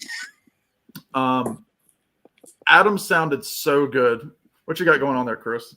They're not paying attention to you, Sam. I'm making green bean casserole tomorrow. Dude, it's some killer green bean casserole topic, accoutrements, if you will, over there. Accoutrements, yeah. Sorry, Sam. Sorry. No. You do your accoutrements. Just tell them to shut the fuck up. But no, I remember because my dad was not excited to go on this tour, but he went to kind of appease people, and he was surprised at how good Bryan Adams' voice was. It got better throughout the night, which was just unbelievable. I mean, because he opened with Run to You both times. I think the first time was 2009, and the next time was like 2012, 2013, 2012. And he opened with Run to You both times. And then just to hear these songs, I mean, he was kind of taking audience suggestions. Like he wasn't stuck up about anything. It was just him and then his piano player. And I mean, it just reminds me of those 2 concerts. And I love that tour so much. And it got me into a lot of the Bryan Adams deep cuts, like Cloud Number 9. It Ain't a Party If You Can't Come Around. Let's Make a Night to Remember, stuff like that. So Bare Bones with Bryan Adams. I've said it before. To interject. I mean, I was talking about Def Leppard earlier. When I first saw them in 2005, they were doing a stadium tour with Bryan Adams, and at that point going in, I was like, Bryan Adams, like Summer of '69. How cool is this guy? And I left a fan. Yeah. I mean, just amazing. I loved him and his band. I've said before, his band is so good, so tight. And you're right, his voice. It gets big. It's like this throughout the night. Yeah. Wow, really, eh? Yeah. He starts out so raspy, you would think that he would just deteriorate. And that was what's so crazy because, I mean, he's about my dad's age. He's about 60, 61 now. And to hear him do, and he was doing like the harmonica, acoustic guitar, and like you're like, this guy can actually play a pretty nice acoustic guitar. I mean, I think, Chris, if you don't have this album, you would like this album a lot because, I mean, it's not poppy. It's not like, like you hear like, Heaven and Summer of '69 and Cuts Like a Knife and stuff. I mean, we all know what that sounds like because it's on the radio all the time. But like you hear this, you're like, this guy's got some folk in him, and he's got that harmonica, he's got some piano. It's just really, really good. Cool. Worthless fun fact that you and maybe Rob would appreciate. My favorite Bryan Adams song is what he opened with when I saw him back in.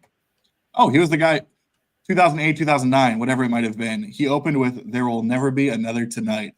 I love that song. The song's a banger, an absolute banger. Yeah. Sorry, Sam. Continue. He's killer. And so my last 2, this is, again, these 2 I'm thankful to have because they remind me of relationships of the past. And it's one of those things that, you meet somebody, you're with somebody, they leave, they're out of your life, but they leave you sometimes with music, or like sometimes like music catches on at the right moment of your life, like exactly when you need it to hit you. Even if the other person didn't introduce it to you, you find it and it's there right when you need it. So the first one I'm going to show, and nobody probably knows this guy, probably doesn't care. That's fine. It's this guy. His name is Ben Rector. And I do one of his songs live called, what's it called? I can't even think of the name of it. Freebird. Forever Like That is a song that I do by him. And I know a lot of people play that song like at weddings and things like that. But he's kind of like he's poppy, but I mean he obviously draws influence from guys like Randy Newman because he plays piano. He doesn't sound like Randy Newman at all, but he's piano based. He's pop based. He's probably in his mid 30s now. His big song was called Brand New, which I think they played like at the Little League World Series. They played some of his stuff during the last Little League World Series. It was on ESPN. But a girl that I was dating a while back was a huge Ben Rector fan. I'd never heard of him, and we went to go see him last year. Oh no, was it last year? It was last summer. And it was just an incredible experience to see him live. He sounded so good. His voice was so clean. And I was like, this guy is like really good. Cause like she would play me some of the songs and I was like, yeah, like it's, it's what it is. Like he sounds almost too perfect. But then listening to him and actually hearing some like the deeper songs that he did, I was like, wow, this is really good. And I mean, it's probably not any of your style at all. I mean, Alex kind of nodded, but he has people on here like Kenny G and Taylor Goldsmith. This is his most recent album called The Joy of Music, and it was only released on vinyl. But I really like Ben Rector, and I'm thankful to have this because it kind of was like one of those things that like I didn't think I'd ever be able to listen to Ben Rector again because it's associated so much with the relationship that I was in that I was like, I don't think I can listen to that without just like wallowing in it. But somehow he came through and was like, I was like, wow, I'm glad that happened because like he stuck around. So like, I mean, he's somebody like if he comes near me again, which I know he's about to tour with a couple of guys named Dan and Shay. They're like a country, like I have no interest in them at all, but he's doing the opening. Apparently he's doing like a full set. But I'm like, if he comes close to me, I'm going to go see him. So I'm thankful to have this and the other Ben Rector albums in my collection. And then lastly, this group, they're from Seattle. And actually the lead singer is, he actually lives in Richmond, here in Virginia. And a couple of the drummers from Richmond as well. I don't know if you ever heard of them before, but they're called The Head and the Heart. Sounds familiar. This is the debut album by The Head and the Heart. There's a song on here called Down in the Valley, about, rough and rugged days. Oh, Alex. Oh, yeah. Wow. Look at that. No, but I've seen The Head and the Heart live twice in the last year. The last time I saw them, I was front row. It was really cool at an amphitheater. But I got into Head and the Heart in 2020. They were one of my COVID bands. I've got a few COVID bands that I was really, really into, and The Head and the Heart was one of them. This album I've listened to more probably than any other album in the last 3 years. And again, it was associated with somebody that I had gone out with. Didn't date her, but I'd gone out with her, and didn't work out. But for something like I was like wallowing in it. I was like in a weird spot, and I discovered this album. I was listening to it at work, through on Spotify or YouTube, and like the songs kept grabbing me. There's a song on here called Rivers and Roads, which is their biggest song. I saw it on a TV show, and I was like, that's really good. Who is that? And that's where like I really started latching on to The Head and the Heart. Fell in love with this record, fell in love with, like, at that point, I was like, I want to buy everything that they have up to that point, which was up till the album Living Mirage, which Alex mentioned. They had a documentary that came on Amazon that was like chronicling their 10-year point as a band. So I got that live album. That was like a vinyl exclusive. They just put out a new album a couple of years ago called Every Shade of Blue, which I have that extended. Like I've got all their stuff. But I relate so much to their music, and it's crazy because like their newer stuff is so pop oriented. It's nothing like the first two albums, but I still somehow relate to it. And I don't know, they're just one of those bands that like they came around at the right time, And like this album has comforted me in many, many different scenarios, and I'm very thankful to have it. So the debut by the Head and the Heart. So Alex and I lapsed over on one record, which is kind of cool. So there you go. There's my 5. Sam, I want to show you something really quick. I think I told you about this or showed you this. So you mentioned Living Mirage. Mm-hmm.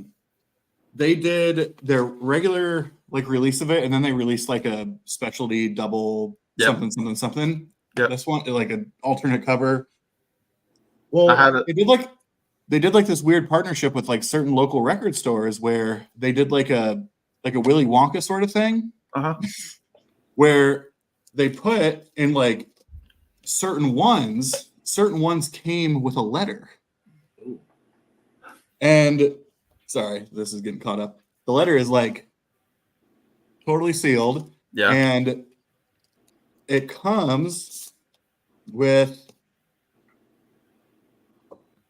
a handwritten note. Oh, that's cool. That says, "Hey there, thanks so much for getting this copy of Living Mirage, the complete Mirage recordings. We love you. Love, Maddie, the Head and the Heart." And so each of the band members wrote a different one and sent it out to local stores, and I was able to snag one. So it's got this handwritten letter. Is it a photocopy or it's a handwritten? It's actually inked. That's handwritten. Oh yeah, this is handwritten. Yeah. So Maddie, the guy, because he's like the newest member, he took over for Josiah Johnson, who was like he was the guy that actually sang Rivers and Roads, but he left because of drug abuse. But Maddie, he's married to the female, to Charity in the band. They're married. And he always comes down like in the front row and like he does like shaking hands and stuff like that during some of the songs. And so when I saw them back over the summer in Charlottesville, he came down and I was front row, so I got to like shake Maddie's hand. So that's pretty cool that you had that. Yeah, wow, that's really cool. So Sam, you had no monkeys in your. I don't know who that is, Chris. Yeah, I was expecting that you chose the Monkeys, Rod McEwen, Anne Murray. That's how I know Chris. Yeah. No, I did think about showing some Nez because I do associate him with guys like Chris and our friend Tommy Burton is a big Nez head. So I thought about showing him, but yeah, those are the 5. I didn't think about it too much. Like those are like the 5 that I was kind of drawn to for some reason. But I mean, I could pick 30 records that I'm thankful for. Yeah, you're up, Rob. All right. Give her. I'm drinking light beer here. Oh, Rob, come on. Now we're talking. Looks like Coors Light. Yeah, Looks like probably. moonshine. Probably. Hey, what I liked about your thread, Chris, is he said, in your video, you were talking about the different reasons why we could be thankful for these records, be it something that's hard to find, something that has a memory attached to it, whatever. And I, in picking my 5 tonight, I tried to have a different motivation for each one of these. So I got to go right out of the gate with the most important record in my collection. And if I had to give up all my records, save one, this would be it. Sgt. Peppers. No. Beatles are my band. They're what got me into music as a teenager. And the Beatles record that I wanted for so long and never thought that I would actually own is my Butcher cover. I mean, I don't actually listen to it. I've never listened to it. I mean, I have other copies of Yesterday and Today. There's not even a record in there. There is. There is. And listen, it's in crappy shape. The record is in crappy shape. The inner sleeve is in crappy shape. It doesn't matter. This, for me, was the record that I never, ever thought that I would own, and was lucky enough to find one about 15 years ago, quite reasonably priced. So it's the holy grail of my collection and the one that I never thought that I would own. So the record I am most thankful for in my collection. So, Nice. Alex mentioned in his dissertation earlier about the importance of our fathers. And I've talked about it, and I did a video about it, which actually was wildly popular. I have some records from my dad's collection, and he's the reason why I'm a music fan and why I got into records. So out of all of his records that I have, the one that is I'm most thankful for is Delaney and Bonnie Oh, and nice. Friends on tour with Eric Clapton. This There is you an go. original Canadian first press. It was my dad's favorite album of all time, and this is his copy. There's his name on the back. So, aside from the fact that I love this album, this is a Delaney and Bonnie are incredible. They had some amazing, famous friends, and they put on some incredible live shows. And this tour in England was insane. I can't imagine what it would have been like to have caught one of these shows, but I love the concert. I love the album. And I love the fact that this was my dad's favorite album. And this is his copy. And I mean, the condition that this in is virtually flawless. And it's a 50-year-old record. So, Yeah, it's awesome. Out of all of the records that I have, this is the one that truly is a piece of my dad. And I mean, I've said it before in the video that I did when I talked about my dad. When I'm down here listening to records, I kind of this is where I feel connected to him. I mean, we didn't live in this house when my dad died. This moved in here years later, but I still kind of I feel like he's here because music's my connection to him, and so this is I'm incredibly thankful for this. Where am I going to go next? No surprise that I probably show this band, but maybe for a different reason. I mean, one of my favorite bands is Blue Rodeo. This is their album Lost Together. Really? Yeah, no kidding, eh? This is their album Lost Together from 1992. Was released on vinyl finally about 4 or 5 years ago for the very first time in North America. But at the time, for some reason, they released it in Europe on vinyl and only in Europe. This fantastic record has probably their signature song Lost Together on here. This is the original European pressing. The cover is different from the CD and different from the current vinyl release. I had looked for this for years. Would pop up occasionally on eBay at prices I could not afford. And the reason I'm thankful for this is I got this about a year ago. Being on YouTube, a viewer reached out to me and says, Rob, I know how much you love this band. I'm going to send you this. A viewer sent me this record that I can't afford. Wow. And that is something to be thankful for. Yeah, and he put a letter in here. Someday I will try and reciprocate with something that he's looking for. But I wonder if this viewer subscribed to me. What a great Jason, gesture. That would never happen to us. Yeah. That is that's the story of the night so far. Well, you know, and you know, he said, I appreciate the videos that you make, and he goes, I've had this record for years and I love this band, but in Europe we don't know anything about this band, and I've learned so much more about this band and was able to get other records by this band. And he goes, I picked up the new remaster of Lost Together, so I'm going to send you mine. And I just thought, that's wonderful. I mean, just thank you. And I obviously have thanked him very cool privately, but I'm very thankful for that. So where am I going next? Okay. I'm thankful for this, kind of for the story behind it. So this is Lisa Loeb's A Simple Trick of Happiness, which came out in 2020 during the pandemic. And oh, wow. I'm a Lisa Loeb fan. Sure, I especially love you know, her 9 Lives, which is her first album, the green one that everybody knows. I wanted to get this record when it came out, and I went to pre-order it off of her web store, and they had a note on her website saying, because of the pandemic, our store can't ship internationally, but if you are international and you're interested, drop us an email.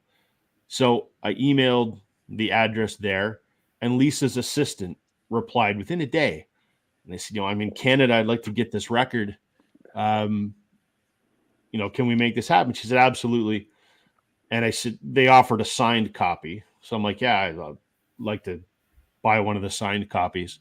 And she said, no problem. She goes, I'll figure out the shipping and I'll get back to you. And she emails me like 2 days later and she goes, shipping is going to be this much. She goes, would you like it personally signed to you? She goes, I was figuring out the shipping as Lisa was walking by my desk, and she just asked if she could personalize it for you. And I'm like, Oh my well, God. okay. So there it is.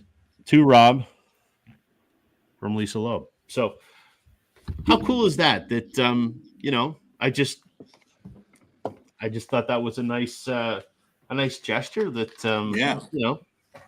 So I'm thankful for that. Did she include a lock of her hair? Unfortunately not. Unfortunately not. If you need to send her a lock back, I can provide a sample. I don't have any hair, so I can't Me really either. send her any. I got the Chris Propfe haircut. So. Yeah. It's easy though, Rob, to take It care is. of, right? I love it because I don't have to pay for haircuts. I never have bed head. I never had hat head. It's fantastic. Yeah. I've been bald since I was like 24, and it's fantastic. I love it. Okay, another Never heard record. of it. Another record I'm thankful for is one no one will know.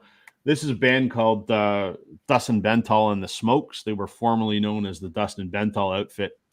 I peed with his dad. I was going to say you probably know his dad, Barney Bentall, who had a band that was pretty popular in the 90s. Yeah. I'm thankful for this album. This is the only one they put out on vinyl. Came out in, 2013. This is a band. The first time I ever saw them, they opened for Blue Rodeo, and I knew who they were, but I wasn't familiar with their music. Blew me away. They're kind of like a rock country blend. I fell in love with this band, and I saw them anytime they were in like a 2-hour radius of where I live. I went and saw them. So I've seen them a dozen times. I got to know. What are you assholes laughing at?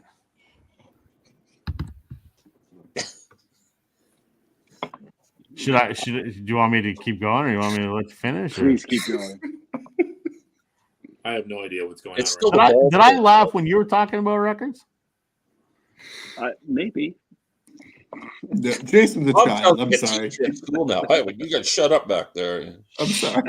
Throwing spitballs at him when he turns his back. Shut up, or you're staying after school. Rob, you got a kicking sign on your back. Yeah, that's what it is. I don't see it. Anyway, I'm almost done. So I got to be friends with Dustin and a couple of the other people in his band, and a couple of them I still keep in touch with. So I have fond memories of seeing these guys very regularly at places like the Dakota in Toronto, and Great bar. Great bar. A pretty legendary. Saw them at the Horseshoe. Another legend, probably other than the Alma Combo, probably the most legendary. That's a legendary bar. So it just reminds you of the time that I knew this band and got to see them frequently. Unfortunately, the band's not together anymore, but that's that. And the last one is honorable mention. I know we're not supposed to have 6, but too bad. That's what I did. I broke the rules too. Exactly. So Yes. Just because I know Sam loves this record too, this album is purely for sentimental reasons. This is kind of the first album I discovered on my own without any influence from, dad or friends or whatever. Back in 94 or whatever it was when this came out, I was in high school, and that was a pretty memorable summer. And there's some fairly strong memories associated with a certain young lady that ties into this record. So Every time you show that record now, I think of you telling that story of there being some type of that album. Is that the one with the strip club?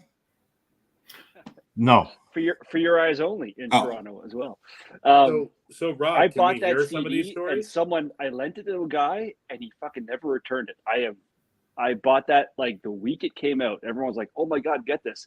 It was probably the 3rd or 4th like CD I bought with my own money. Like I bought The Doors' Greatest Hits, Melancholy, and Infinite Sadness. I bought that, lent it out to a guy, never got it back. Oh man, it is a fantastic album. It is really good. This is not an OG, unfortunately, because the OGs are crazy expensive. Yeah, for this sure. Is the very first reissue from the early aughts, whenever this came out. But So if you were to put a rating on some of the stories that are associated with that album, are we talking PG, PG-13, R, X?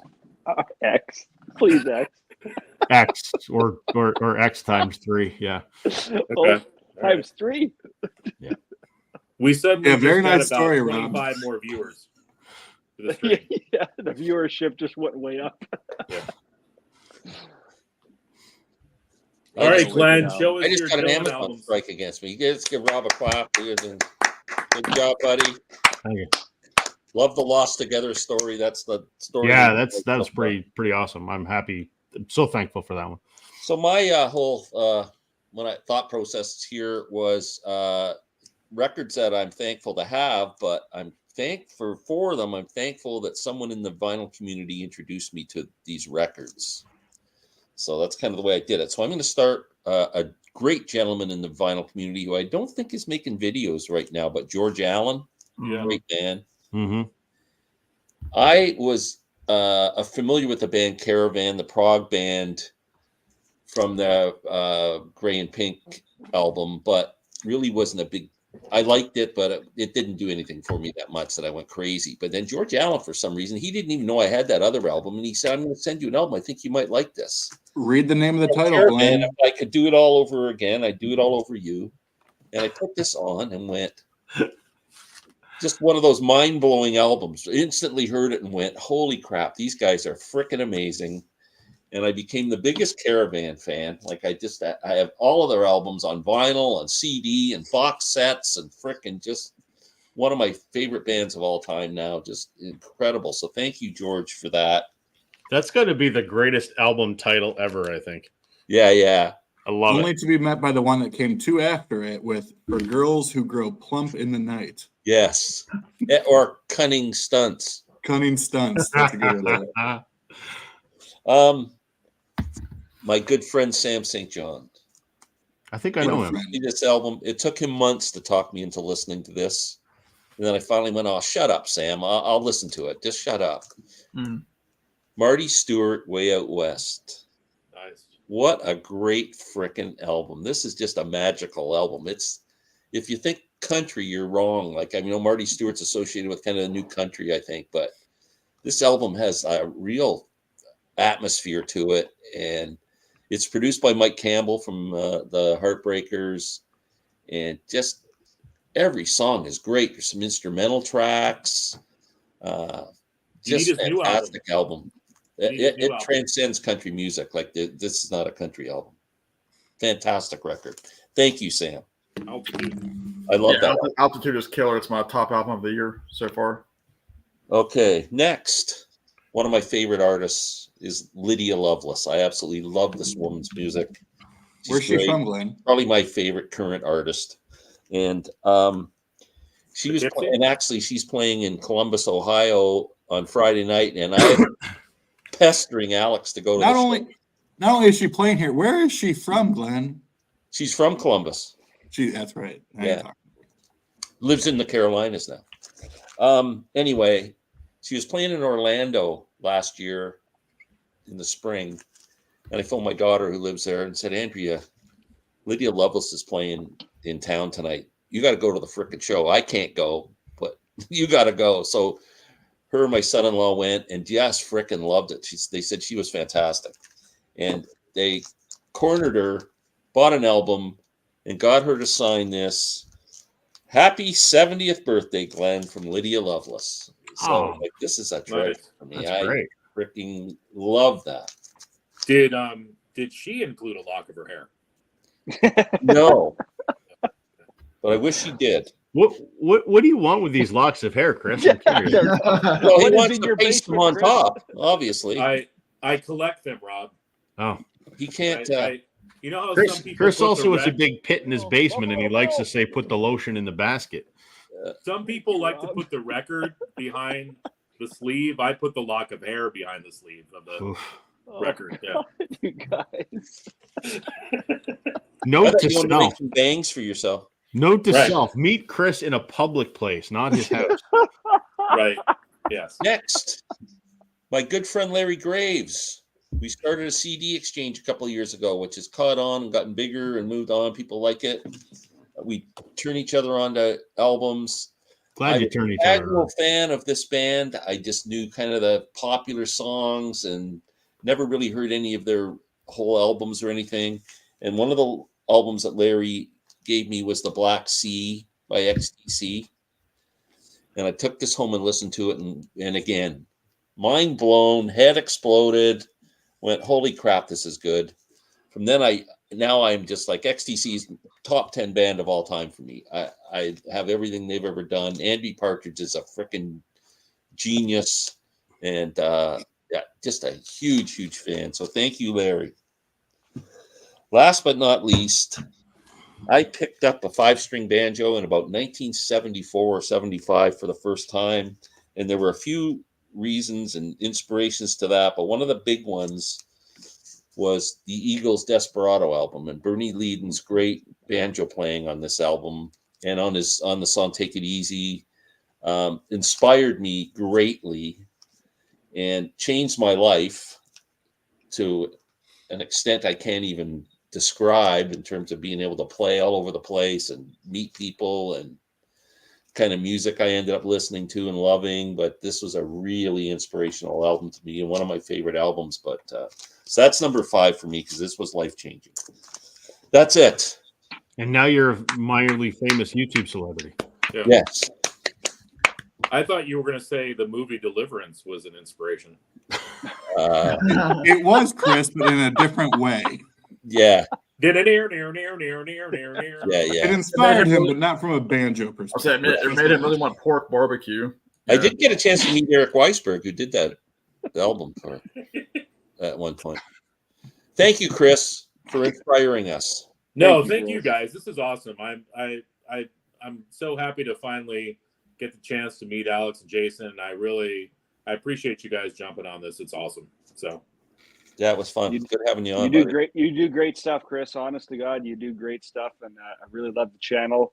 Thank you. The circle of guys in the VC you work with, like Gary and Jeff and JC. Like those are some solid dudes, and definitely motivated me, and I'm assuming Alex too, to kind of get in on this, right? So you guys have always epitomized the idea of a community when it comes to the VC. And then thankfully, Rob and Glenn and Sam kind of embraced Alex and I in the same sort of vein. So it means a lot what you're doing. And yeah, thanks. No, thank you guys. And what's great about all of us is I think when you meet any of us in person, we're the same as we are on camera. It's not like any of us. Well, I'm much more handsome. Right. Well, I have more hair, but it's not. Yeah, because you get people to send it to you. Exactly. But that's what I like about almost everybody that I've met is that we're all pretty much genuine people, which is cool. So Chris, I have a question for you though. Yeah. Because you just said like, the people that we meet are like the same that we are on camera. So we're gonna throw it over to Sam. In your professional, humble opinion, you've been doing this for a while. Yeah. Does Sam have a big head, or does he have a small neck? Well, I don't know. I got a pretty big noggin too, so. Because as I said on a live stream a couple weeks ago, Sam's like upper area here reminds me of a golf ball on a tee. It's kind of like that movie "I Married an Axe Murderer" with when the Scottish dad saying, "Move your head," you gargantuan Nice head. reference, Glenn. Well, see, Alex saw it in person, so that's a I mean, I don't know anything about his head, but I'm jealous of his hair, though. He's got great hair. Even though I've got the hat hair going right now. Yeah. Yeah, Bugs. We all love Sam's hair. I'm jealous of the hair. Yeah. Yeah, but no, you guys are awesome, man. And when I saw that you were all doing this, I'm like, this is the coolest thing. Like, just to have you guys who have your own channels and, doing a stupid ass little thread that I put out there. So, I appreciate it. Thanks for starting it, Chris. Yeah, no. It's always like I love Chris, and like we have a lot in common, even though it's crazy because Chris's extremes for music and my extremes for music are so different. But when we have that crossover, like we all do, like all 6 of us have crossover. That's why we're all, why we hang out once a week. But I mean, guys like Chris, because like I don't ever like not work with Chris. Like I don't do things with Chris a lot, and so it's always nice to have him on because it's been months since we've been on a stream together, and he's one of those guys that like he's already kind of mentioned he'd love to like jam on guitars one of these days, and I've never been up to like the New England, New York area. Like one of these days it's going to happen that I'm going to go up there and make it happen. Well, this is the first live stream I've done in a long time because we used to get together with Jeff Witcher every Thursday, and for whatever reason, I think people's schedules just got busy and people have lives, Chris. Yeah, and I haven't done a live stream in a long time. So what you need to do, Chris, is get in with a bunch of losers like us who have no lives. No. Well, I can't wait to share my cheesy potatoes with myself tomorrow. Okay. Well, yeah, I'm making green bean casserole tomorrow. Yeah. I got to spend half my day with Larry Graves tomorrow. I'd rather be eating your cheesy potatoes. So wait, Alex, you're eating cheesy potatoes by yourself? There's some green bean casserole too, Chris. Well, listen, I'm going to my mommy's house tomorrow, so I would go to my mom's house too if she wasn't dead. At least you have them. At least you have them, Mom. Oh, geez, now I feel bad. Happy Thanksgiving, everybody. This is going off the rails. This stream, man. Guys. Yeah, even to our Canadian brothers there, Jason and Robin and Glenn, we're thankful for you. You're in the States.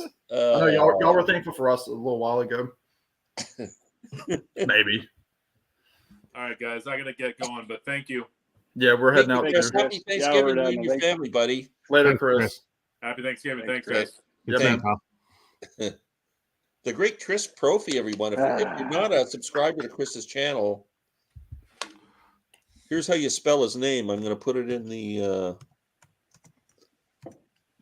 Yeah, he was one of the very early channels I subbed to, I think.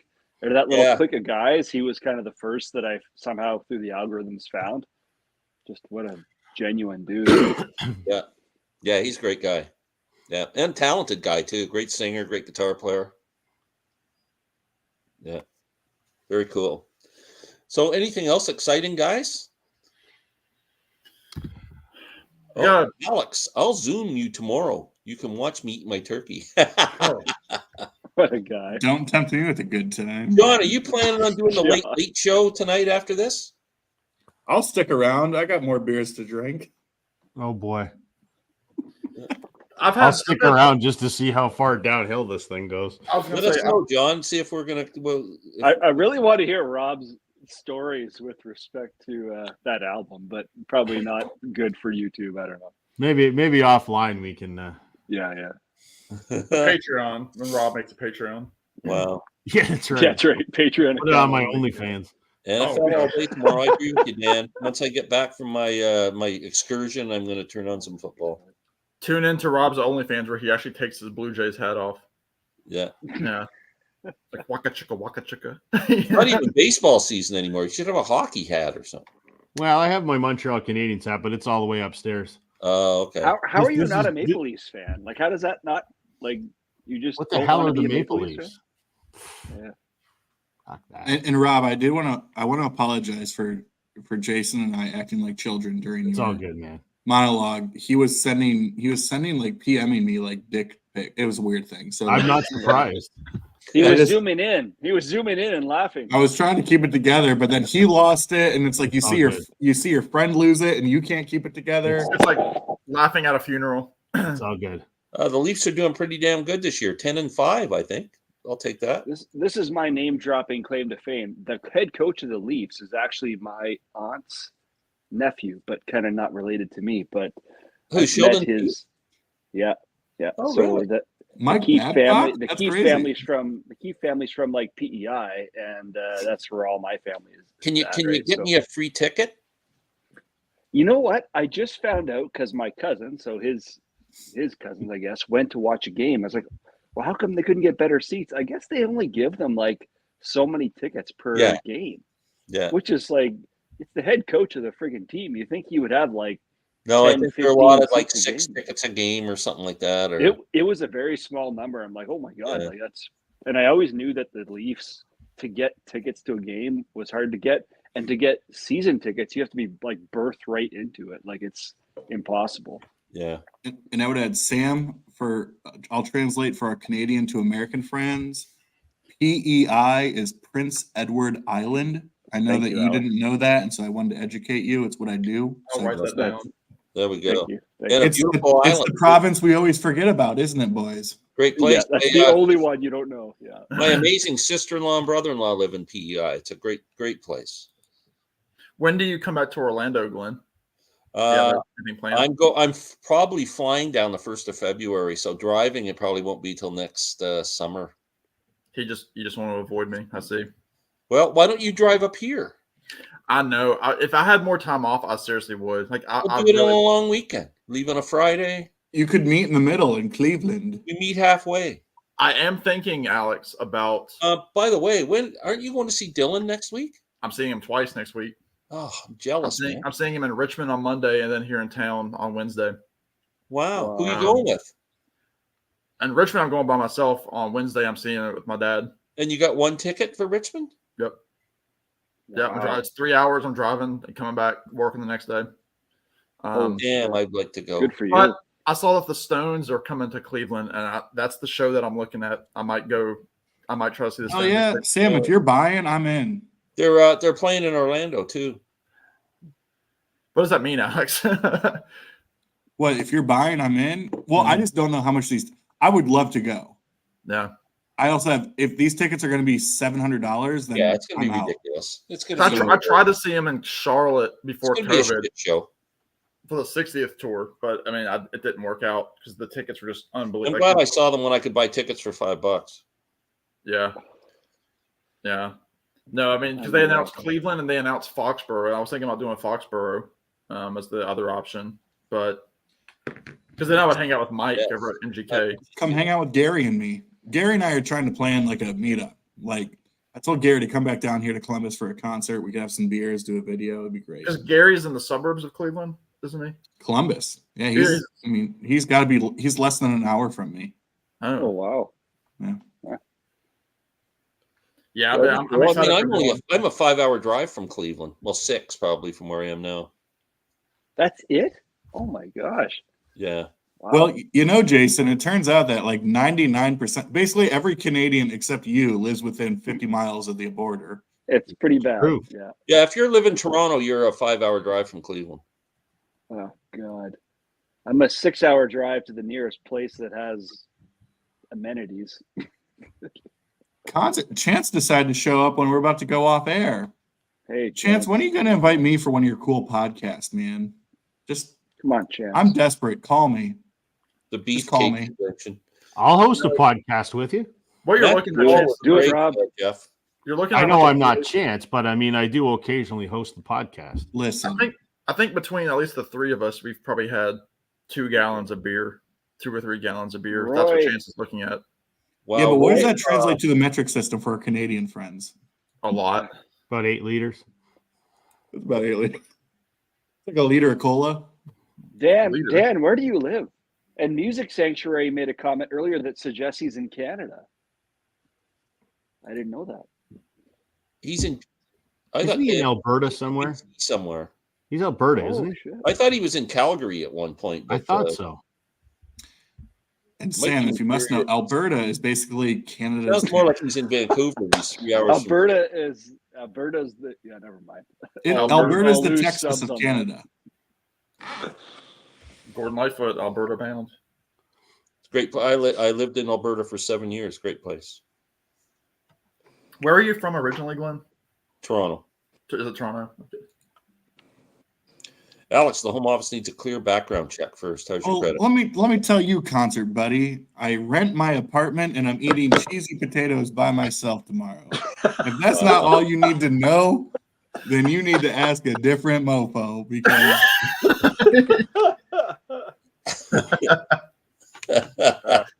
I'm gonna have dueling crock pots tomorrow. Just wait.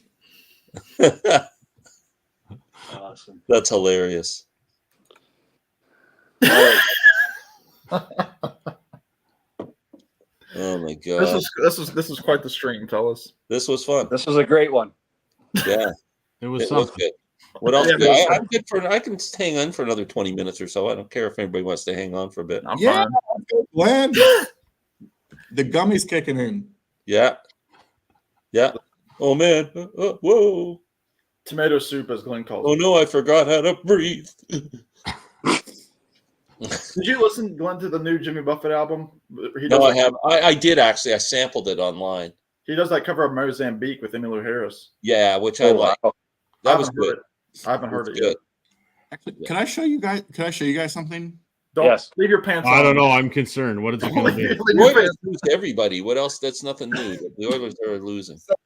Here's the thing. I showed this in my 45-minute video that nobody watches, which is fine. I don't expect them to. I watched and I think commented. this is the coolest damn thing. So in Ohio, here outside of Cincinnati, we have a record store called Plaid Room Records, and they I also listen to all the time. do you order from Plaid Room? Yeah, if I can't find something for Record Store Day, Plaid Room's the first place. Plaid Room and Bull Moose in Maine. Yep, their Plaid Room's online like presence is absurdly good. Unbelievable. So I went there because they're outside of Cincinnati, so it's about an hour and a half drive from me. I don't know what that translates to in kilometers. So I, How many Jason miles? gets it. It's still an hour and a half. Yeah, whatever. That's However awesome. many 5,280 feet in a mile, Glenn. Oh, So Plaid Room, aside from being just a really great record store in online presence, several years ago they started a record label dedicated to modern independent soul and funk, like soul funk jazz, like that kind of stuff, called Coal Mine Records. And so some people know Coal Mine, especially I think probably people here in the States who do a lot of stuff for the Record Store Day. Usually Coal Mine Records does some stuff for Record Store Day. And there were some offsets too of that they did, like Karma Chief was another one. So if you've heard of the Black Pumas were originally signed to Karma Chief, and then they blew up. But Karma Chief is a subset of Coal Mine, which is a subset of Plaid Room Records out of Ohio. So long story going on there, but they have this record, or one of their bands that are assigned to them. Yes, exactly. Yeah, Duran Jones is great.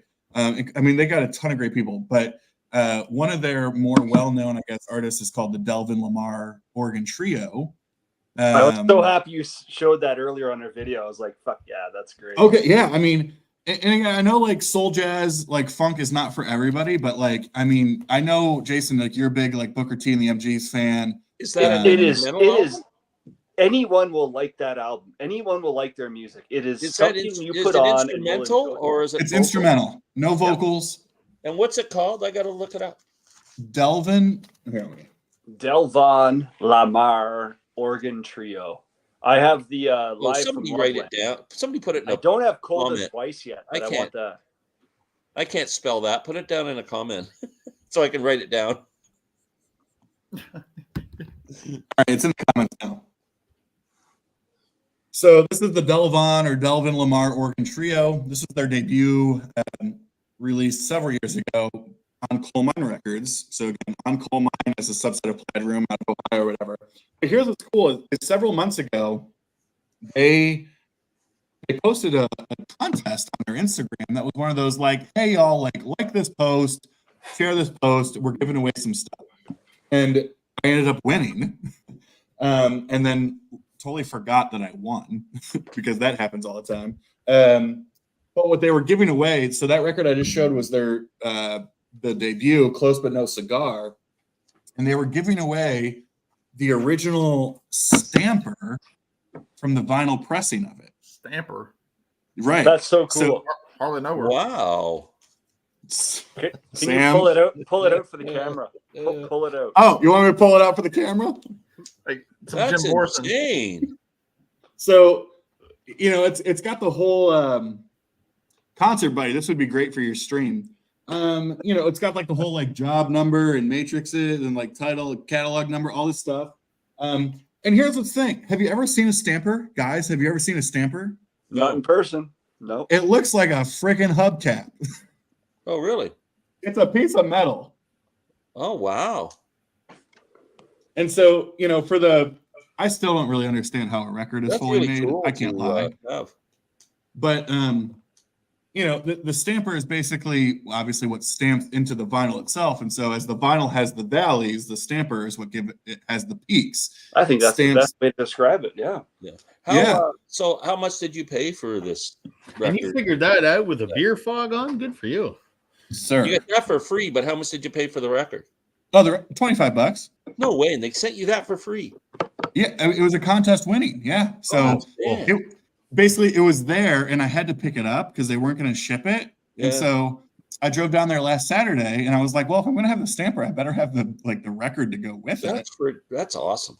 And so for the vinyl nerds out there who love this kind of stuff. So my question is, and I asked this on my 45-minute video, what does one do with this? Do you frame it?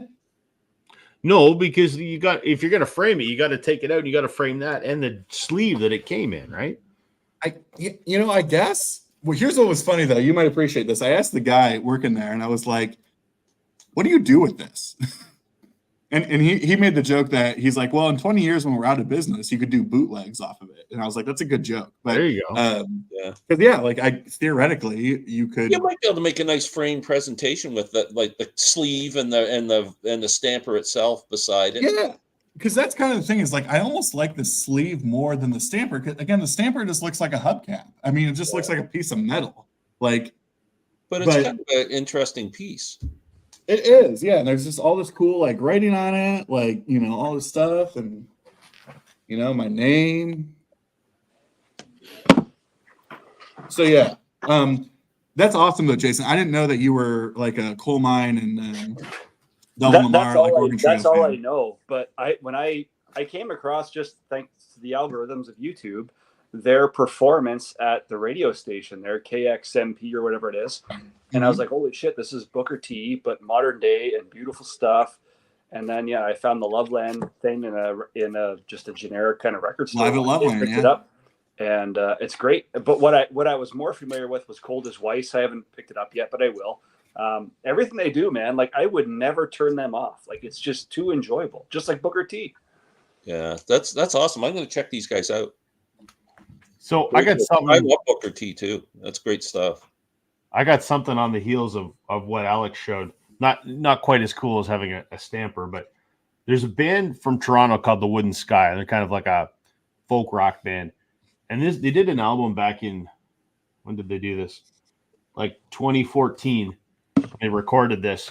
And if you pre-ordered it, they would send you a piece of the master tape of the album. Oh, not that I could do anything with it, but so what they did is this is a reproduction of the tape box, and then they just that's kind of cool. There's the tape that's so I got I don't want to phrase it this way because someone will laugh. I got 6 inches of the master tape. That's pretty cool. That's not as cool as a stamper, but still a neat little artifact. I think they're great artifacts. That's awesome. Yeah, very unique stuff, right? Yeah. It's like when I went to Liverpool and went and visited John's boyhood home, I had to walk up to the home and pick a piece of stone off the wall of the home.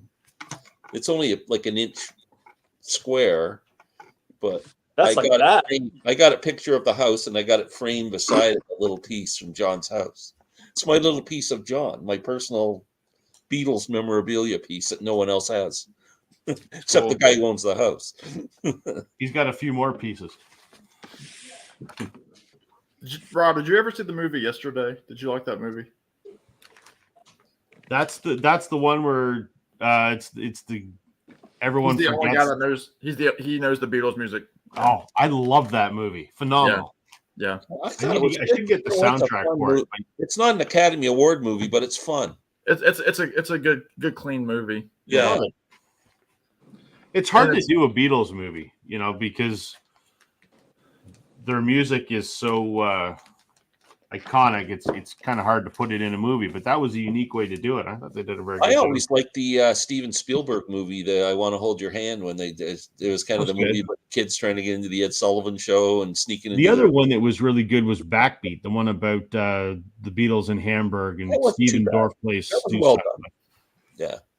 Are y'all gonna watch The Last Waltz tomorrow? That's usually my. I know y'all don't celebrate Thanksgiving the same as we do, but I mean the same day. But I have the DVD.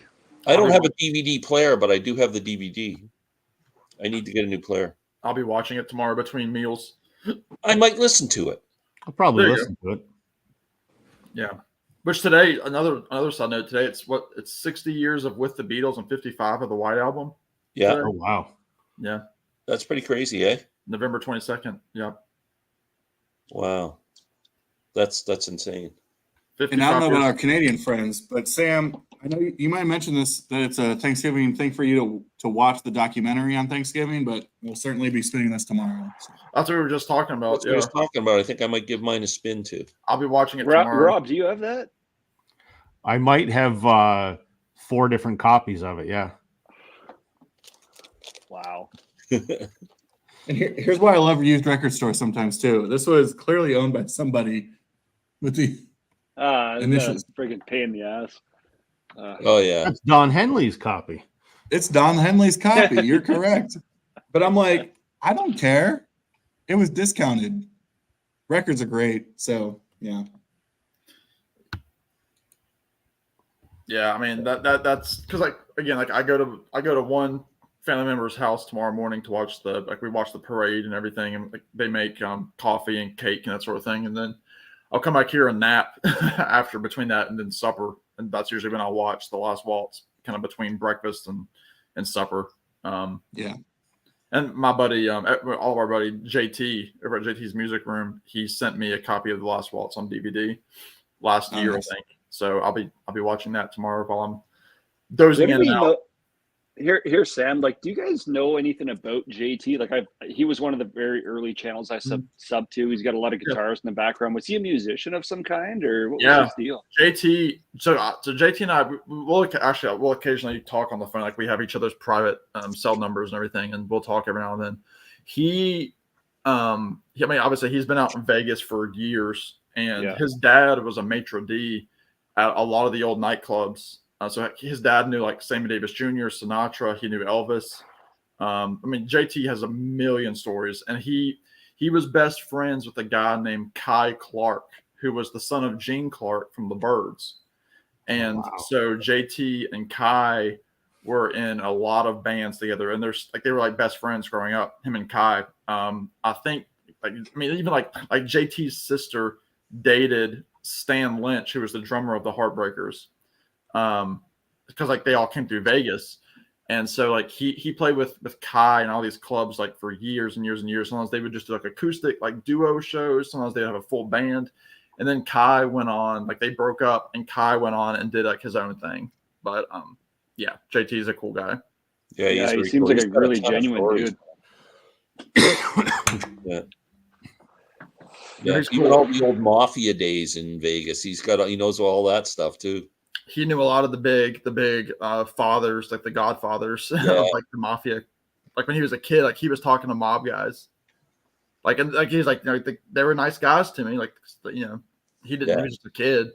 But it's amazing how many people JT knows. And JT has. I mean, it's no secret he has a young son. Because he showed up on his channel. Like he's like in 5th or 6th grade. But I mean, he's lived 100 lives, and he just knows everybody. And he was one of those guys, kind of like Mazzy, like he's in the right place at the right time to see a lot of those guys in Vegas in the 60s and 70s. Look at Roy's comments. Speaking of right place at the right time. Oh gosh. JT's coming to Thailand. Roy knows musicians. He also knows VC players.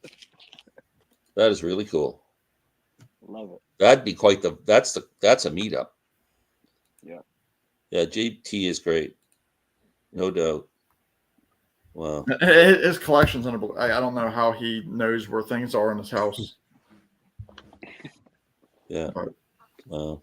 Anyway, guys, anybody want to promote their channel? Anything they're up to before we say goodnight?